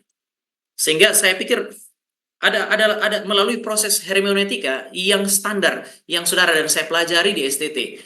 Kita itu ditolong melalui data-data AI, tapi juga proses hermeneutika yang murni, yang baik gitu. Itu akan menolong kita untuk bisa menarik prinsip-prinsip yang tepat ketika kita menafsir data-data yang datang dari bantuan AI. Sehingga saya kira ada relasi yang sangat baik antara dua ini, antara teknik AI dan antropos sebagai interpretator. Yang kedua, moderasi. Hal yang kedua adalah aplikasi kontekstual dan empati. Ini menjadi sesuatu yang sangat penting. Karena ya data itu direkam, kemudian dipelajari dan dikembangkan di dalam konteks tertentu untuk kemudian menolong kita problem solving, tentu saja, untuk menolong kita menyelesaikan masalah. AI melakukan hal ini. Saya tulis di situ, AI bisa menyediakan stok pengetahuan bagi saudara dan saya. Data-data sebagai stok pengetahuan. Tetapi itu terkait dengan masa lalu, karena itu selalu berkaitan dengan penyelidikan di masa lalu. Menolong penyelesaian masalah pada masa kini dan berharap masa depan. Dan selalu terbentuk di dalam konteks yang tertentu. Saya pakai statis itu misalnya begini. Kalau katakanlah ini hanya contoh ya. Di AI menampung data mengenai 1000 jenis kera. Begitu saudara tampilkan gambar kera tertentu, dia bisa dengan sangat tepat memprediksi, oh ini kera jenis A. Tetapi kalau yang dimasukkan itu hanya 1000 data mengenai jenis kera, kemudian saudara memunculkan gambar kucing di situ, saya kira jawabannya hanya bisa adalah bukan kera. Tapi dia tidak akan bilang itu kucing kalau sama sekali tidak ada data tentang kucing. Ini yang saya sebut sebagai, ya ini adalah ya teknologi yang memberi data yang cenderung statis sebenarnya. Yang menjadi persoalan adalah kita nih manusia, antropos yang kehidupannya sangat dinamis dan multidimensional. Satu sisi, AI akan memperkaya kesana spiritual kita melalui data yang berkelimpahan. Tetapi AI itu ada masa, keterbatasannya adalah untuk memahami konteks kita secara spesifik, lalu kemudian memberikan solusi di situ. Misalnya, hal yang paling sederhana adalah saya tinggal di Depok, melayani di Depok dan di Cikarang. Ada masa-masa tertentu saya berangkat harus pagi-pagi sekali dan saya cek kondisi jalan itu saya pakai Google Maps. Begitu saya buka Google Maps-nya, dia bilang kalau saya jalan 3:30 pagi, Bapak, 4:30, dia akan bilang Anda akan tiba di GRI Cikarang pada pukul 5:30 misalnya. Tetapi ada kalimat selanjutnya, GRI Cikarang mungkin belum buka saat Anda tiba. Yang dia tidak tahu secara kontekstual adalah saya punya kunci gereja. Jadi dia menolong saya untuk memprediksi perjalanan dan seterusnya, tetapi konteks yang konkret itu kan saya yang punya. Sama, saya sekarang aplikasikan Bapak Ibu berkhotbah, itu dalam satu ruangan kita akan menemukan manusia dengan berbagai macam usia. Imajinasinya, kreativitasnya berbeda. Di dalam satu ruangan yang sama ketika kita berkhotbah di dalam gereja, kita menemukan orang yang memiliki konteks hidup berbeda, pekerjaannya berbeda, pergumulan yang berbeda, punya kapasitas intelektual yang berbeda. AI bisa menyediakan data-data yang memperlengkapi kita di dalam persiapan, tetapi dia tidak menggantikan Bapak, Ibu, dan saya di dalam mengaplikasikannya secara kontekstual. AI bisa memberikan khotbah yang bagus ya, di Jerman saya kira itu pernah dicoba ya. Jadi AI bikin khotbahnya, kemudian dia mengkhotbahkan, tetapi jemaat setelah pulang dia rasa ada yang miss, ada yang kurang di situ. Ada yang seolah-olah tidak terjembatani. Apa itu? Ya, dimensi ini, aplikasi yang kontekstual pada pergumulan kita dan juga empati. Ini hanya bisa ditemukan melalui relasi. Ya, saya tulis di situ ya, selain kalau AI memperkaya, maka kedalaman relasi memperkaya pemahaman terhadap konteks, kedalaman empati dan aplikasi. Melalui pengenalan saudara dan saya terhadap orang-orang yang kita kenal di dalam relasi antara saya dengan jemaat, saya dengan Tuhan, tadi Bu Esther pakai istilah ada pergumulan dengan firman dan dengan Roh Kudus, relasi saya dengan Tuhan melalui firman yang saya pelajari, dan relasi saya dengan jemaat itu menolong kita untuk aplikasi. Karena saya percaya bahwa aplikasi itu melibatkan dua hal paling minimal. Yang pertama adalah prinsip-prinsip yang mau kita kita mau aplikasikan di dalam konteks. Yang kedua, situasi konkretnya. Jadi orang yang mengerti situasi adalah orang yang mengerti prinsip dan mengaplikasikannya di dalam situasi. Sementara saya percaya orang yang mengerti hukum atau mengerti prinsip Alkitab adalah orang yang juga mengerti bagaimana satu situasi itu diselesaikan dengan prinsip yang ada di dalam Alkitab itu.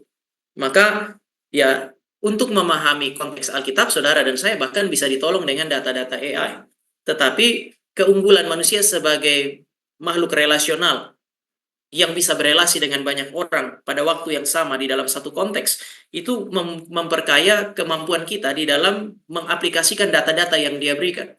Sehingga mungkin kita bisa lihat AI sebagai penolong bagi kita untuk mendapatkan data mengenai prinsip-prinsip yang ada di dalam Alkitab. Tetapi ketika saudara mau masuk untuk aplikasi yang konkret, ya saudara bisa harus masuk ke dalam relasi, gitu. Relasi dengan sesama manusia kita. Di dalam hal ini ya jemaat. Mengaplikasikan bagaimana dia bergumul katakanlah tadi dengan judi online. Oh ya, apa yang menyebabkan dia punya kecenderungan ke sana? Ya kita bukan hanya sekedar bilang judi online itu benar atau tidak, tetapi kita bisa mengerti latar belakangnya dia. Mengapa dia sampai terlibat di dalam judi online, dan penyelesaian dalam konseling saudara dan saya masuk sampai kepada akar-akarnya. Ini kan hal yang paling penting begitu. Di dalam proses konseling, kalau dia pakai chatbotnya aja, ya di dalam beberapa prinsip dia tanya mengenai pergumulannya dia akan dapat prinsip-prinsip general.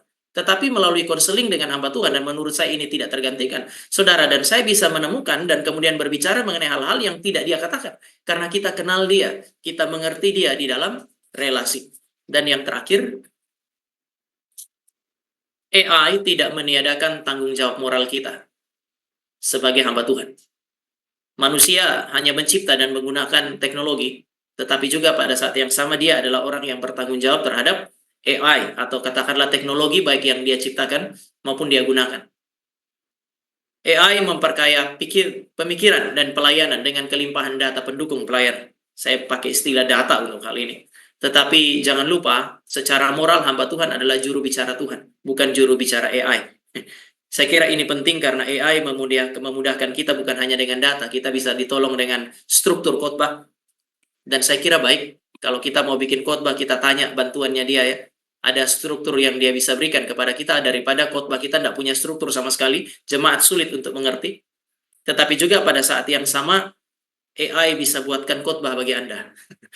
Bagi Bapak Ibu. Persoalannya adalah kalau AI yang bikin khotbah, kita ini juru bicaranya siapa? Hamba Tuhan itu tidak sekedar mengumpulkan dan menyampaikan data yang tidak berjiwa, tanpa empati, tanpa pergumulan kontekstual. Hamba Tuhan itu punya tanggung jawab melakukan analisis, melakukan proses pengujian terhadap data-data yang dia terima, melakukan validasi ini tepat atau tidak untuk disampaikan kepada jemaat, apakah tafsiran ini benar atau tidak. Ini tanggung jawab seorang hamba Tuhan.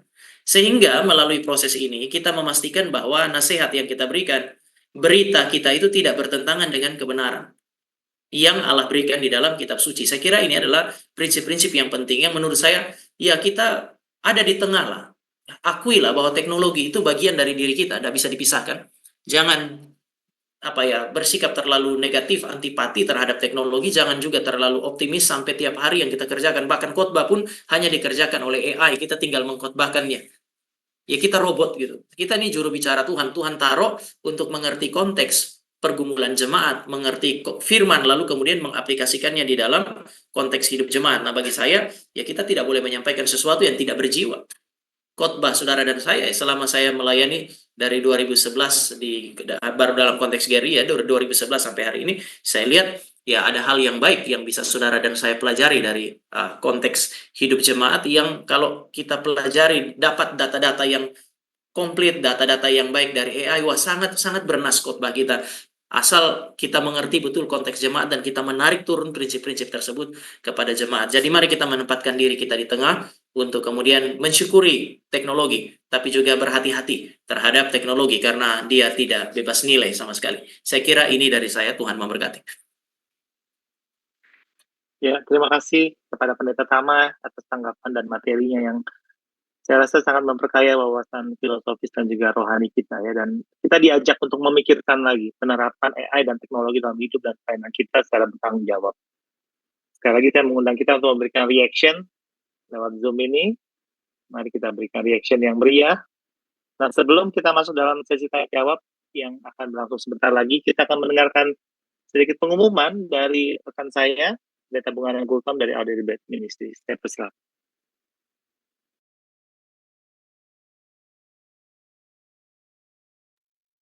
Belum di-unmute, Bung. Ya, shalom Bapak Ibu yang terkasih. Saya percaya bahwa sampai sejauh ini kita masih tetap diberkati melalui apa yang disampaikan oleh kedua pembicara kita pada hari ini. Ada beberapa pengumuman yang ingin saya sampaikan Bapak Ibu. Yang pertama, sebagaimana yang Bapak Ibu ketahui, ODB Ministries adalah lembaga pelayanan yang bukan hanya menerbitkan buku panduan bersaat teduh yang mungkin kita kenal, sama-sama kita tahu, namanya Santapan Rohani, yang terbit dalam tiga bahasa yaitu Indonesia, Inggris, dan Mandarin. Tapi kami juga menyediakan beragam materi yang alkitabiah dan berkualitas untuk mendukung berbagai aspek pelayanan gereja, baik itu persekutuan, pembinaan, pelayanan, maupun penginjilan. Nah, kami berharap bahwa setiap jemaat yang Bapak Ibu layani mengalami pertumbuhan rohani yang kuat, sekaligus merasakan bahwa gereja di mana mereka beribadah memberikan dukungan serta usaha untuk memperlengkapi jemaat melayani Tuhan dengan sepenuh hati. Karena itu kami ingin menginformasikan bahwa Bapak Ibu dapat mengundang kami untuk melakukan presentasi dan display, bahkan menyampaikan firman Tuhan. Tujuannya tentu saja agar jemaat dapat lebih mengenal materi serta pelayanan kami dan bertumbuh melaluinya. Nah, sejalan dengan visi dan misi kami, Bapak Ibu, seluruh materi dan pelayanan kami tidak dikenakan biaya. Pelayanan kami didukung sepenuhnya oleh persembahan kasih dan donasi dari para pembaca. Nah, jika Bapak Ibu tertarik untuk mengundang kami, ada form yang Bapak Ibu lihat di chat box. Bapak Ibu bisa mengisi formulir tersebut dan kita bisa sebagai dari ODB kami bisa menghubungi kembali Bapak Ibu jika Bapak Ibu tertarik untuk mengundang kami untuk melayani di tempat Bapak Ibu. Itu yang pertama. Lalu yang kedua, Bapak Ibu, terkait dengan pelayanan kita bersama, kita semua tahu bahwa Indonesia begitu luas ya Bapak Ibu ya. Nah, begitu luasnya sampai kita tahu bahwa ada tantangan sekaligus peluang untuk melayani umat Tuhan di semua wilayah di negeri ini. Keterbatasan sumber daya manusia yang kami miliki mendorong kami untuk mengundang Bapak Ibu semua, jika ada yang tertarik untuk mengambil bagian dalam pemberitaan kabar baik di Indonesia dengan menjadi mitra, rekan pelayanan atau ambasador kami untuk wilayah-wilayah di mana Bapak Ibu berada. Ada beberapa keuntungan menjadi rekan pelayanan kami, Bapak Ibu ya. Yang pertama tentu saja Bapak Ibu akan mendapatkan update terbaru mengenai pelayanan maupun materi-materi kami. Lalu yang kedua, berbagi sumber daya dengan gereja di mana Bapak Ibu melayani. Lalu yang ketiga, tentu saja dengan kerjasama kita yang kita bangun, kita dapat memberitakan kabar baik kepada komunitas di tempat di mana Bapak Ibu berada. Nah, akan ada sesi sendiri Bapak Ibu ya melalui pertemuan secara online dengan Bapak Ibu yang tertarik untuk terlibat dalam pelayanan bersama kami. Kita akan berdiskusi dengan lanjut terkait peran apa yang Bapak Ibu dapat lakukan bersama-sama dengan kami dalam kerjasama ini. Jadi silakan juga di formulir yang sama Bapak Ibu mengisi formulir tersebut, mencentang poin-poin yang Bapak Ibu pilih. Begitu ya, ini pengumuman yang kedua. Untuk pengumuman yang ketiga, sebelumnya saya ingin memperlihatkan satu tayangan video berikut ini.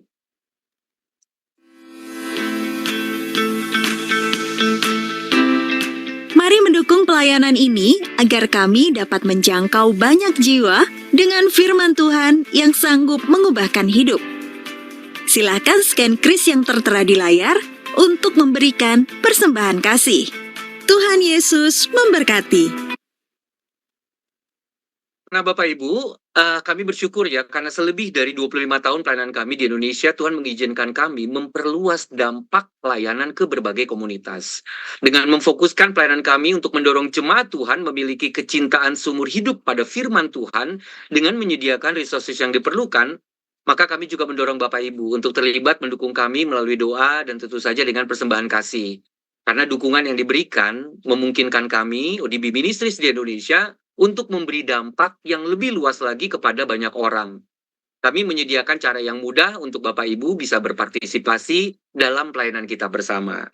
Sekian pengumuman dari kami, Bapak Ibu. Saya serahkan selanjutnya kepada Pak Dwi sebagai moderator. Ya, terima kasih Pendeta Bung Aran. Bapak Ibu sekalian, kita akan masuk dalam sesi tanya jawab. Tentu saja karena waktu dan ruangnya terbatas, kami memohon maaf karena kemungkinan tidak semua pertanyaan akan dapat dijawab.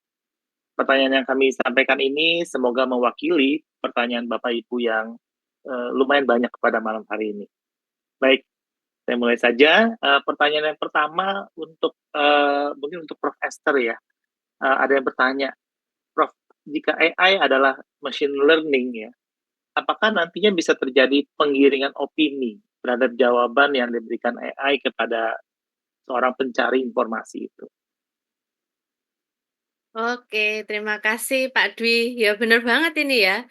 Jadi karena AI itu dia sebenarnya opininya itu berdasarkan apa yang dominan di internet juga. Meskipun juga diupayakan ada berbagai hal untuk mengatur supaya jangan sampai salah jawab. Jadi jangan sampai fake news atau opini yang salah itu muncul. Tapi ada kemungkinan itu terjadi ketika semua masyarakat menganggap misalnya hal yang secara Kristiani itu salah, tapi karena semua contoh ya LGBT itu kan, ya itu salah satu ya concern yang, ya karena itu kita harus terus, cross check gitu ya. Dan juga memang kalau di dunia AI itu disebut bias. Jadi bias ini ada kemungkinan kalau misalnya semua orang misalkan beranggapan suatu hal itu benar, nah akan jadi benar.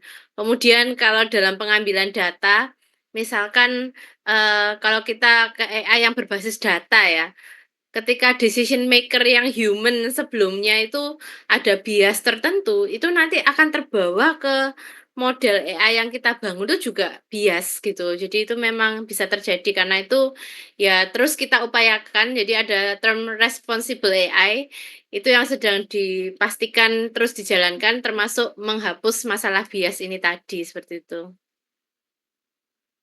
Baik. Ya, memang ada juga yang menanyakan secara nggak langsung, ada juga bahan-bahan yang mungkin ketika dicari di Google atau menggunakan AI itu dapatnya justru dari mungkin kelompok yang tidak sejalan ya secara doktrin atau bahkan mungkin sesat begitu karena mungkin maraknya informasi atau materi yang mereka keluarkan begitu ya, Prof. Ya, betul. Mungkin dari Pendeta Tama mungkin ada yang mau menanggapi, silakan.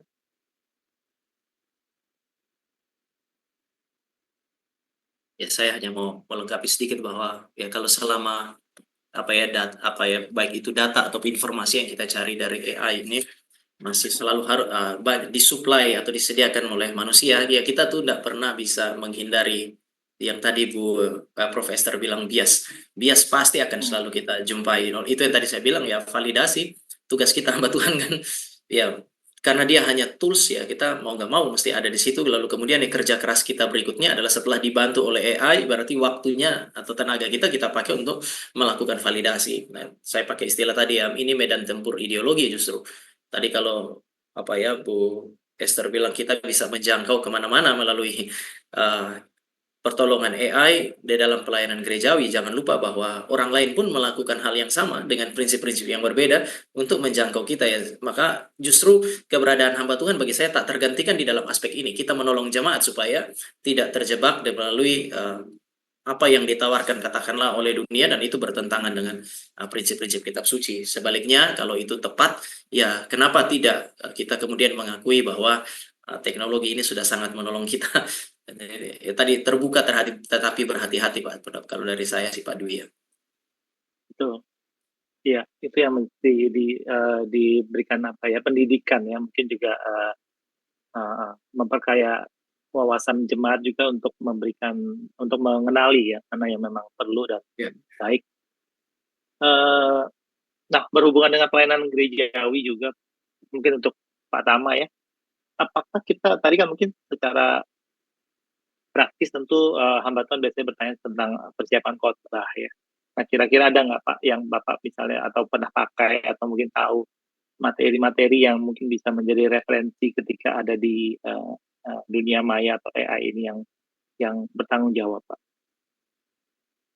Ya, secara akhirnya kalau kita bicara sering menggunakan sih, sebenarnya saya juga tidak banyak ini ya, saya termasuk generasi lama yang masih bahkan membaca pun saya masih lebih suka membaca buku dibanding kalau dalam bentuk PDF kalau tidak terpaksa misalnya.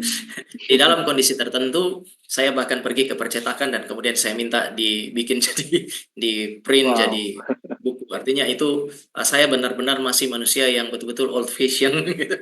Tetapi apakah sama sekali tidak menggunakan ini ya? Tadi saya bilang di dalam aplikasi-aplikasi sederhana saya masih gunakan. Cuman tadi saya bilang misalnya ya kemarin sementara saya duduk saya bandingkan cari yang saya pakai misalnya itu kan sederhana sekali, itu sesuatu yang bahkan mungkin kalau dari sudut pandang Prof Esther kok kamu pakai itu ya, memang di dalam ruang ibadah waktu itu saya cuma bisa pakai itu, saya coba cari dan karena saya pernah baca sepintas saya kira ini bukan masalah yang besar terkait dengan hal itu. Tetapi kalau ditanya apakah kamu kenal yang mana ya, saya kenal yang saya sudah coba lihat itu semacam Bible AI yang chatbot itu saya coba untuk pakai gunakan beberapa, oke. Tapi sekali lagi ya, kalau kita hanya berharap solusi dari dia tidak bisa, karena butuh interpretasi lebih jauh kan ya, dari prinsip-prinsip teologis kita sebagai hamba Tuhan lah gitu. Lalu kemudian ada yang bilang sermon generator, tapi ya tadi saya bilang yang saya takutkan adalah yang kita hasilkan semata-mata khotbah tak berjiwa itu.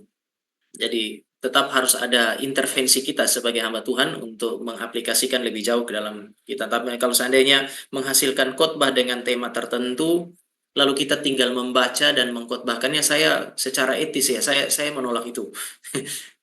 Tetapi kalau kita dari aplikasi ini kemudian kita ditolong untuk tolong buatkan outline yang mau kita sampaikan, saya kira sampai di titik itu kita masih bisa tertolong dibanding khotbah kita bulat gitu, jemaat ndak bisa mengerti, kita pun ndak tahu mau ending di mana, itu kan lebih baik ada AI menolong kita untuk itu. Tapi aplikasi khusus memang saya nggak Pak Dwi. Baik, terima kasih. Nah, buat Prof Esther nih ada pertanyaan dari point of view jemaat ya. Bagaimana jemaat perlu bersikap terhadap hamba Tuhan yang menyampaikan firman Tuhan dengan bantuan AI, ya mungkin bukan hanya khotbah tapi persiapan. Apakah jemaat perlu diberikan warning dulu misalnya oleh hamba Tuhan, saya menyiapkan ini dari AI, atau bagaimana jemaat tuh memandang hamba Tuhan yang melakukan persiapan atau bahkan penyampaian seperti ini?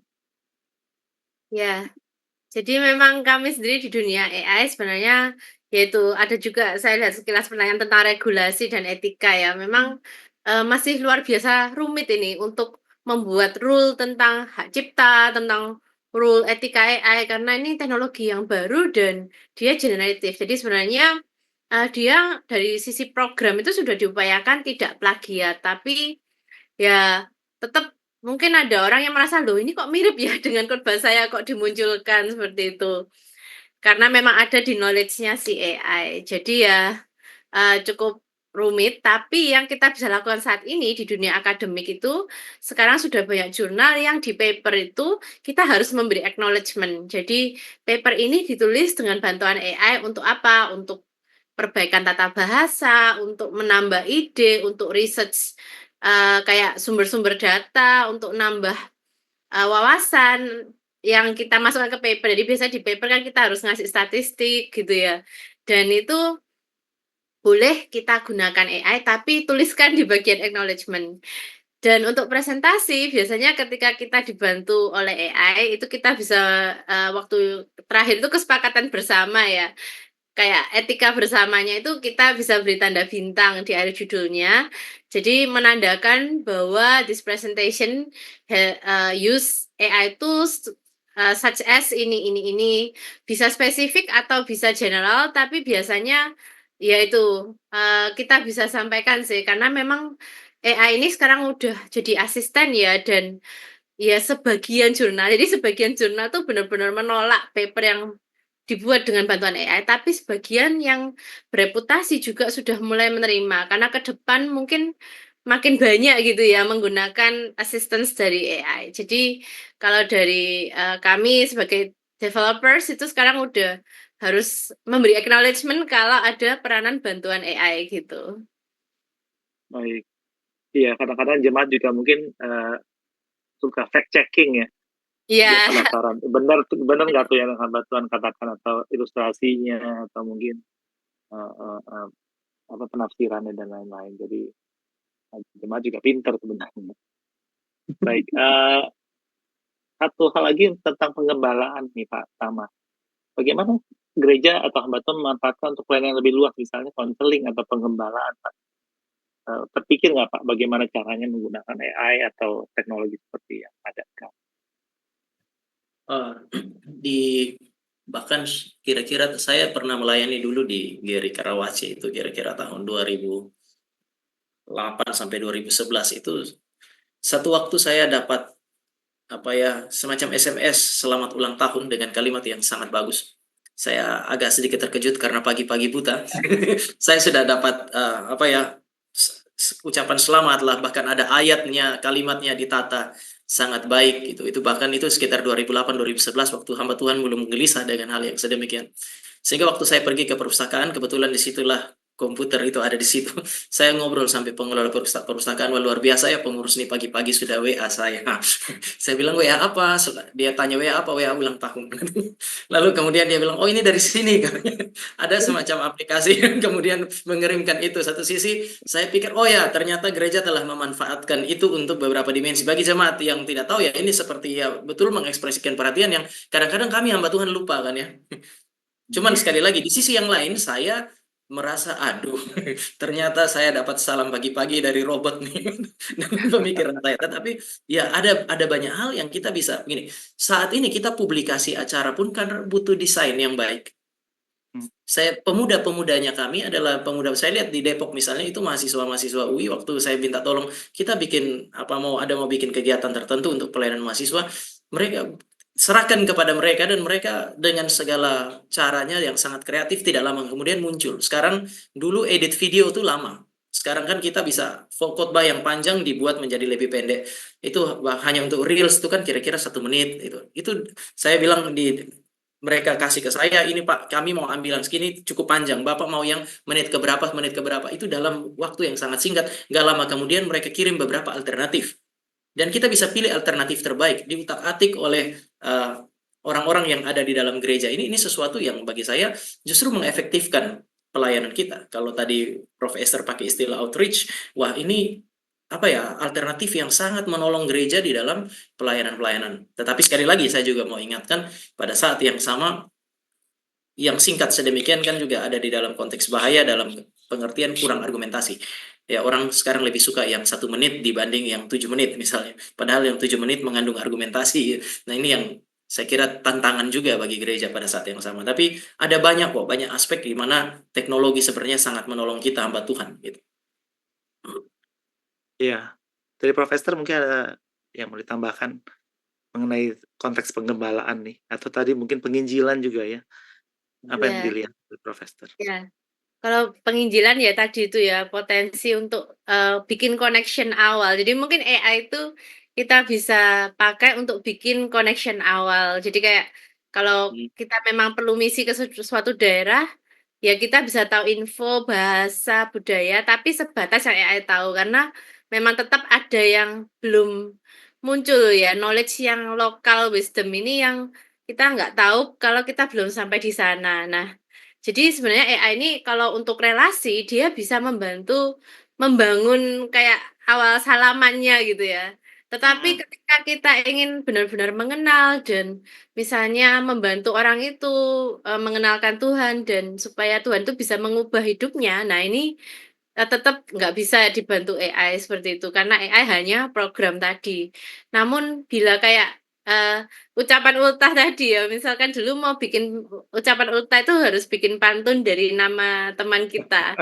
Nah, itu harus mikir ya agak lama dari setiap hurufnya. Nah, sekarang AI itu dalam beberapa detik terjadi gitu dan bisa beberapa variasi. Jadi ya untuk assist oke lah gitu ya, tapi untuk membangun koneksi dan mengenalkan dan supaya merubah hidupnya dan ada Roh Kudus di sana itu yang nggak bisa gitu. Oh iya, betul betul. Ya memang, terkadang juga kita ingin mengetahui sesuatu sebagai langkah awal, kita ingin melayani atau mungkin mengenali, masalah yang mungkin dihadapi oleh, teman kita atau mungkin, jemaat itu juga bisa, memberikan kita wawasan ya melalui AI itu terlebih dahulu. Nah, mungkin ada pertanyaan yang cukup apa nih, cukup teologis ya. Bagaimana kita memahami, peran kreativitas manusia sebagai imago Dei dalam menciptakan teknologi seperti AI? Apakah ini menjadi mandat atau ekspresi dari mandat budaya, Pak Tama? Ya, tadi saya sempat jelaskan di bagian awal, saya justru melihat ini sebagai betul-betul sebagai ekspresi mandat budaya, atau bahkan mungkin kita kalau bicara mengenai imago Dei, ya berarti 2 poin ini. Memang sebagai gambar Allah, Allah kita itu pencipta, maka kita juga diberikan apa yang disebut sebagai kreativitas. Ada kemungkinan untuk menciptakan sesuatu dari hal-hal yang sudah Tuhan ciptakan itu. Jadi kalau kita lihat dalam teori budaya, kebudayaan itu kan bukan hanya ekspresi eksternal benda-benda kebudayaan, tarian dan seterusnya, tetapi kebudayaan itu sudah dimulai dari akal budi manusia. Ketika kita merancang sesuatu sebelum dieksternalisasi menjadi sebuah benda atau tari-tarian dan lain-lain, itu kan kebudayaan itu sudah mulai dari akal budi sampai kepada ekspresi-ekspresinya. Nah, saya kira ketika manusia mau menciptakan teknologi kan tidak jadi begitu saja. Dia mulai dengan memikirkan apa yang ada, apa yang dia temui, apa yang merupakan hasil observasi, lalu kemudian dia merumuskan, merancang dalam pikiran, dia melakukan eksternalisasi. Ya, saya kira ini justru mengekspresikan peran gambar Allah sebenarnya. Tinggal sekarang direction-nya ini diarahkan kemana?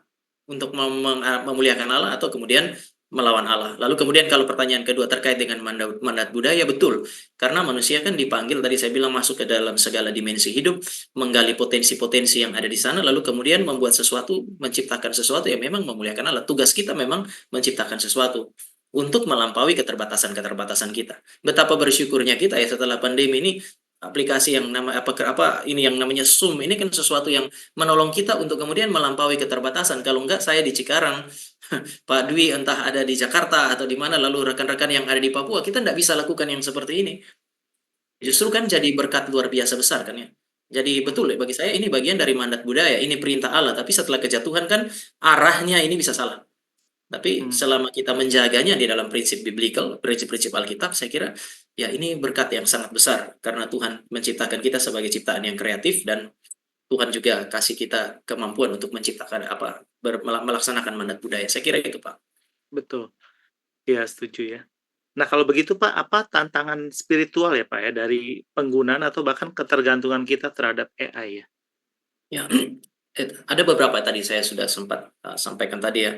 Kita bisa menghasilkan, katakanlah, kita bisa menjadi konselor tertentu, konselor tanpa jiwa gitu ya. Kita hanya ketika jemaat menyampaikan masalahnya dia sebelum dia datang, kita tidak lagi memperhatikan latar belakangnya dia, pergumulannya dia, kita pakai chatbot tadi, kemudian ya kita hanya kemudian meneruskan apa yang tertulis di sana. Ya, kita tidak menyentuh pergumulan yang sesungguhnya, karena tadi saya bilang manusia itu terlalu dinamis. Teknologi itu satu sisi berkelimpahan, tetapi dia kan tidak sedinamis pemikiran manusia. Saya kasih satu contoh, waktu saya mau jadikan untuk dosen itu kita ada tes psikologi. Nah, waktu masuk ke tes psikologi, saya pergi ke satu rumah sakit di situ, lalu kemudian tes psikologinya sederhana. Diminta saya mengisi sekian pertanyaan, 500 pertanyaan, lalu kemudian setelah itu saya diukur sehat atau tidaklah dari situ. Kalau bahasanya teman saya itu, kamu gila atau enggak, itu ditentukan di situ. Lalu kemudian setelah saya ketemu dengan psikolognya, saya pikir dia akan mengajukan pertanyaan tapi enggak, dia cuma bilang, "Pak, ini sudah ada hasilnya dan baik, Bapak lulus." Lalu kemudian saya tanya, "Loh, dokter sama sekali nggak ada ngobrol sama saya?" Nggak ada. Lalu dia bilang, "Dengan Anda jawab seluruh pertanyaan itu sudah menurut saya sudah oke." Saya bilang, "Dok, saya panggil dokter ya, Dok, saya sih setuju, tapi di sisi yang lain alam pikir manusia ini kan terlalu dinamis, nggak bisa dikurung dengan rumus." Nah, sama ketika konseli datang, jemaat datang, waduh, alam pikirnya terlalu dinamis. Kita tidak bisa berharap AI itu memberikan jawaban untuk dia. Relasi personal, pengenalan terhadap dia, itu membuat jawaban-jawaban yang bisa menghasilkan jawaban yang tidak mungkin, tidak terpikirkan oleh AI. Jadi saya kira ini jadi hal yang perlu kemudian kita perhatikan. Bahayanya teknologi mungkin ada di dimensi ini. Kita menjadi hanya juru bicaranya AI yang tak berjiwa, bukan lagi juru bicaranya Tuhan yang menyampaikan sesuatu di dalam tuntunan Allah Roh Kudus. Saya kira ini bahaya yang sangat-sangat besar. Baik, Profesor mungkin mau menambahkan tantangan spiritual ini? Ya, jadi memang, eee, yang pasti tadi ya seperti, ketika relasi ya, mungkin ya kita kalau, membangun profil tuh sebenarnya bisa juga dibantu oleh AI. Misalkan dari history chat sebelumnya kita bisa, kayak menyimpan karakter atau kayak, beban gitu ya setiap orang itu. Namun ya sekali lagi nggak boleh beridentitas, jadi tidak boleh, melanggar privacy. Tapi di sisi lain memang kita mungkin ya ketika gereja yang jemaatnya sangat banyak, khawatirnya, kita belum tentu bisa mengenal satu persatu dan kendalanya apa. Nah, kalau kita, mencatat dan mendokumentasikan itu, kita bisa lebih ingat dan mungkin follow up ya. Jadi ketika ada yang misalnya saya 3 bulan lagi harus berobat gitu ya. Nah, ketika kita hectic schedule-nya, ada kemungkinan kita miss, tapi kalau kita pakai assistance, kita bisa kayak, "Oh ya, ini waktunya kamu follow up yang masalah, kesehatannya ini seperti apa," gitu. Namun ya hanya sebagai, ya itu tadi, sebatas assistance karena, relasi yang seperti tadi Pendeta Tama juga sampaikan itu nggak terbangun di sana, kayak gitu. Jadi ya tetap ya kembali ke koridor bahwa AI itu membantu kita, namun untuk relasi yang sudah terbangun itu dan juga ketika, mungkin ya kayak dia cerita misalkan dia punya kendala di bisnis dan apa ya, kadang orang kalau mau curhat itu datang kan langsung mau curhat ya. Jadi kalau kita misalnya dia ingin curhat tapi kita nggak tahu konteksnya, mungkin kadang kita harus tanya dulu ya. Jadi apa artinya misalnya dia ada kendala dan kita harus menanyakan dulu tentang ini, ada apa, itu mungkin orangnya udah nggak sabaran. Nah, ketika kayak gitu kita bisa tanya AI, konteksnya ini sebenarnya dia sedang curhat tentang apa sih. Jadi ketika dia curhat, kita sudah bisa langsung paham dan ndak menanyakan hal-hal yang mungkin dia sedang tidak ingin sampaikan, ya itu yang terbayang ke saya untuk masalah misalnya konseling ya, seperti itu kira-kira, Kak Dwi. Iya, terima kasih Profesor. Jadi mungkin ini pertanyaan yang, terakhir ya, setelah kita mendengarkan, wawasan yang sangat luas tadi, sebenarnya ada nggak sih yang praktis ini, rekomendasi tentang platform AI yang kredibel? Nah, mungkin dari Prof. Esther atau mungkin dari, Pak Tama, bagi, hamba Tuhan ya, khususnya yang bisa dipakai untuk melayanannya. Atau seperti Iya. yang kita pintar tadi, Prof. Esther, itu bagaimana memakainya untuk, kebutuhan pelayanan? Ya, kalau saya sih, ya yang pasti untuk masalah bias, hate speech, itu pasti akan difilter oleh, yang chatbot yang dari perusahaan-perusahaan unicorn. Jadi mereka, punya tim khusus untuk masalah responsible AI tadi. Jadi sebenarnya, ketika, banyak juga open source chatbot berkeliaran, meskipun free, tapi saya tetap sarankan anak muda itu jangan menggunakan. Kenapa? Karena yang open source itu tidak ada yang menjaga. Jadi kontennya ini bisa amburadul gitu ya, ndak karuan dan bisa kayak ngambil dark web ya. Jadi konten-konten di web yang memang dark, yang tidak sesuai dengan firman Tuhan, yang misalkan contoh mengajarkan cara bunuh diri seperti itu kalau yang open source itu yang gratis-gratis dan tidak ada perusahaan yang menjaga itu bisa keluar gitu. Jadi itu sangat bahaya sekali kalau digunakan, terutama anak-anak yang belum dewasa, yang di bawah umur.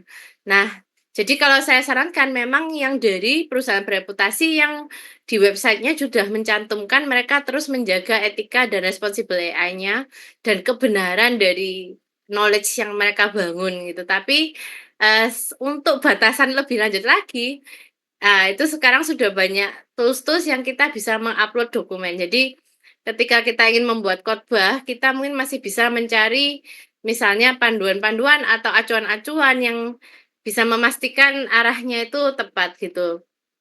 Nah, saya sendiri juga sempat eksplorasi beberapa tools AI, saya juga sempat membaca, tapi yang publicly available yang kecepatannya menjawab dan selalu availability-nya ini yang kadang memang tidak selalu on gitu. Jadi kalau dari saya chatbot yang seperti Gemini, GPT, dan Meta ya yang juga ada dari Microsoft yang Copilot, itu masih bisa dipercaya dalam hal teknisnya ya, tidak memasukkan masalah bias, hate speech, dan lain-lainnya yang negatif, namun memang tetap harus dibatasi dengan knowledge yang menjadi dasar firman Tuhan itu kita masukkan. Jadi kita bisa minta Anda boleh menjawab pertanyaan saya, tapi semuanya berbasis Alkitab, misalkan seperti itu, dan mereka akan tahu batasannya dan langsung membatasi knowledge-nya, seperti itu. Oke, oke. Baik. Terima kasih, Profesor. Kalau dari Pak Tama mungkin yang terakhir. Ya, kalau dari saya sebenarnya tadi saya sempat singgung bahwa saya sebenarnya tidak banyak meskipun saya memanfaatkan beberapa, paling banyak itu ya pada akhirnya ya sempat disinggung oleh Prof. Esther tadi, ChatGPT itu yang ada di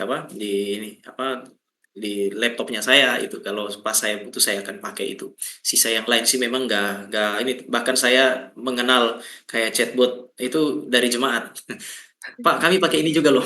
Sehingga ini yang saya bilang bahayanya adalah ketika kita hanya meneruskan apa yang dia dapat dari chatbot, kita dapat dari chatbot, saya kira-kira serupa. Akhirnya ada problem di situ. Nah, terkait sekali lagi terkait bias, saya percaya ada usaha untuk menyediakan bias, tetapi data selalu datang dari orang dengan paradigma tertentu. Jadi apapun yang ditawarkan di sana, tadi saya bilang saya percaya antropoteknik, tapi saya juga sangat berhati-hati. Tapi kalau yang dipakai adalah lebih saya pakai ChatGPT, Pak. Saya bukan enggak banyak eksplorasi mengenai hal ini. Baik. Prof. Esther bisa lebih menolong. Iya. Iya, terima kasih untuk wawasannya dari Prof. Esther dan Pak Tama yang tentu menggunakan atau berusaha menggunakan teknologi ini dengan bertanggung jawab ya. Itu juga menjadi mungkin bagian dari kesimpulan yang bisa saya tarik dari kedua pembicara kita pada malam hari ini. Dari kesimpulan Prof. Esther adalah bahwa AI itu sebenarnya adalah bagian dari assistance ya untuk menolong kita dalam khususnya bagi hamba Tuhan ada pelayanan. Tetapi tidak memiliki emosi atau tidak bisa menyampaikan emosi, bahkan compassion ya, atau belas kasihan kepada orang-orang yang kita layani, sehingga tetap itu adalah sebagai buatan manusia yang perlu diberikan oleh Pak Tama tadi disebut interpretasi dan juga digunakan secara bermoral ya. Tanggung jawab moral bagi para hamba Tuhan adalah AI digunakan untuk memperkaya pemikiran, menggunakan untuk mendukung pelayanan, tetapi juga biarlah kita mewaspadainya dengan cara kita bertanggung jawab di hadapan Tuhan. Kita adalah hamba Tuhan, juru bicara Tuhan yang punya soul ya, yang punya jiwa untuk kita dalam hubungan kita dengan jemaat, dengan orang yang kita layani, itulah yang tidak bisa dimiliki atau diberikan oleh AI. Baik, sebelum saya meminta Pendeta Tama untuk menutup dalam doa, ada beberapa pengumuman kecil saja. Kami meminta dukungan dari para peserta pada malam hari untuk memberikan evaluasi supaya acara seperti ini bisa kami adakan dengan lebih baik lagi. Link surveinya atau evaluasinya ada di chat, jadi bisa diberikan evaluasi yang jujur, yang terbuka, dan itu sangat menolong kami untuk mengembangkan pelayanan seperti ini. Dan juga ketika Anda mengisi itu dan mensubmitnya, jangan lupa ya, disubmit, dapatkan buklet online. Buklet online yang berjudul Bijak Memutuskan Menurut Cara Allah. Buklet ini juga bisa berguna bagi pelayanan Anda dan juga diteruskan kepada jemaat. Setelah Anda mengisi survei tersebut, Anda bisa mendownloadnya. Jadi jangan lewatkan materi tersebut, tetapi kami mohon bantuan Anda untuk mengisi evaluasi. Nah, Bapak Ibu sekalian, rekaman pastor meeting pada malam hari ini akan dikirimkan melalui email pada esok sore. Ya, jadi kami akan mengolah ini, kemudian akan mengirimkan via email kepada para peserta yang sudah mendaftarkan emailnya kepada kami. Jadi jangan lewatkan. Jika Bapak Ibu ingin menyaksikan kembali atau mungkin meneruskan ini, silakan dilakukan kepada mungkin orang-orang yang akan diberkati lewat pembahasan pada malam hari ini. Demikian informasinya, semoga cukup jelas dan teruslah mendukung pelayanan kami. biarlah ini menjadi satu bagian yang memperkaya wawasan dan juga kerohanian Bapak Ibu sekalian sebagai para hamba Tuhan. Karena itu saya meminta dengan hormat Pendeta Tama untuk berdoa menutup pertemuan pada malam hari ini. Baik. Ya, mari kita berdoa. Bapa di surga, kami bersyukur untuk online meeting pada malam hari ini. Ada banyak hal yang boleh kami sama-sama pelajari dan diskusikan. Kiranya Tuhan pakai semua ini untuk boleh memperlengkapi kami. Jagai kami supaya sebagai hamba-hamba Tuhan, kami tetap melihat AI sebagai alat yang dapat kami gunakan di dalam pelayanan kami. Tetapi dia bukan menjadi Tuhan yang membuat kami pada akhirnya tidak dapat berbuat hal yang lain tanpa dia. Kami berdoa kiranya Tuhan yang memimpin kami dengan kuasa firman dan pertolongan daripada Allah Roh Kudus, supaya seluruh pelayanan kami sebagai hamba-hamba Tuhan, sebagai anak-anak Tuhan, boleh dijalankan dengan memanfaatkan sebagai berbagai sarana yang Allah berikan, sebagai berkat, sebagai penolong bagi kami di dalam pelayanan, tapi kami melakukannya juga dengan kebergantungan total kepada Allah yang memanggil kami untuk melayani Dia. Berkatilah kami di dalam seluruh pelayanan kami, jagailah kami, dan juga istirahat kami pada malam hari ini. Kami serahkan semuanya ke dalam tangan Tuhan. Di dalam nama Tuhan Yesus kami berdoa, kami bersyukur dan menutup perjumpaan kami, seminar kami pada malam hari ini. Amin. Terima kasih Pendeta Tama, Prof. Esther, untuk Terima kasih. pelayanannya pada malam hari ini. Terima kasih juga untuk kehadiran dan partisipasi dari Bapak Ibu sekalian. Kiranya pelayanan kita sebagai hamba Tuhan, dimanapun Tuhan mempercayakannya kepada kita, semakin diperkaya melalui materi yang kita terima pada malam hari ini. Sampai jumpa di acara Our Daily Bread Ministries berikutnya di masa mendatang. Terus mendoakan kami, dan biarlah kita terus melayani Tuhan dengan kerinduan untuk memuliakan Dia. Selamat malam, Tuhan memberkati. Selamat malam, Tuhan memberkati. Prof. Esther, makasih ya. Terima kasih. Mari mendukung pelayanan ini agar kami dapat menjangkau banyak jiwa dengan firman Tuhan yang sanggup mengubahkan hidup. Silahkan scan kris yang tertera di layar untuk memberikan persembahan kasih. Tuhan Yesus memberkati.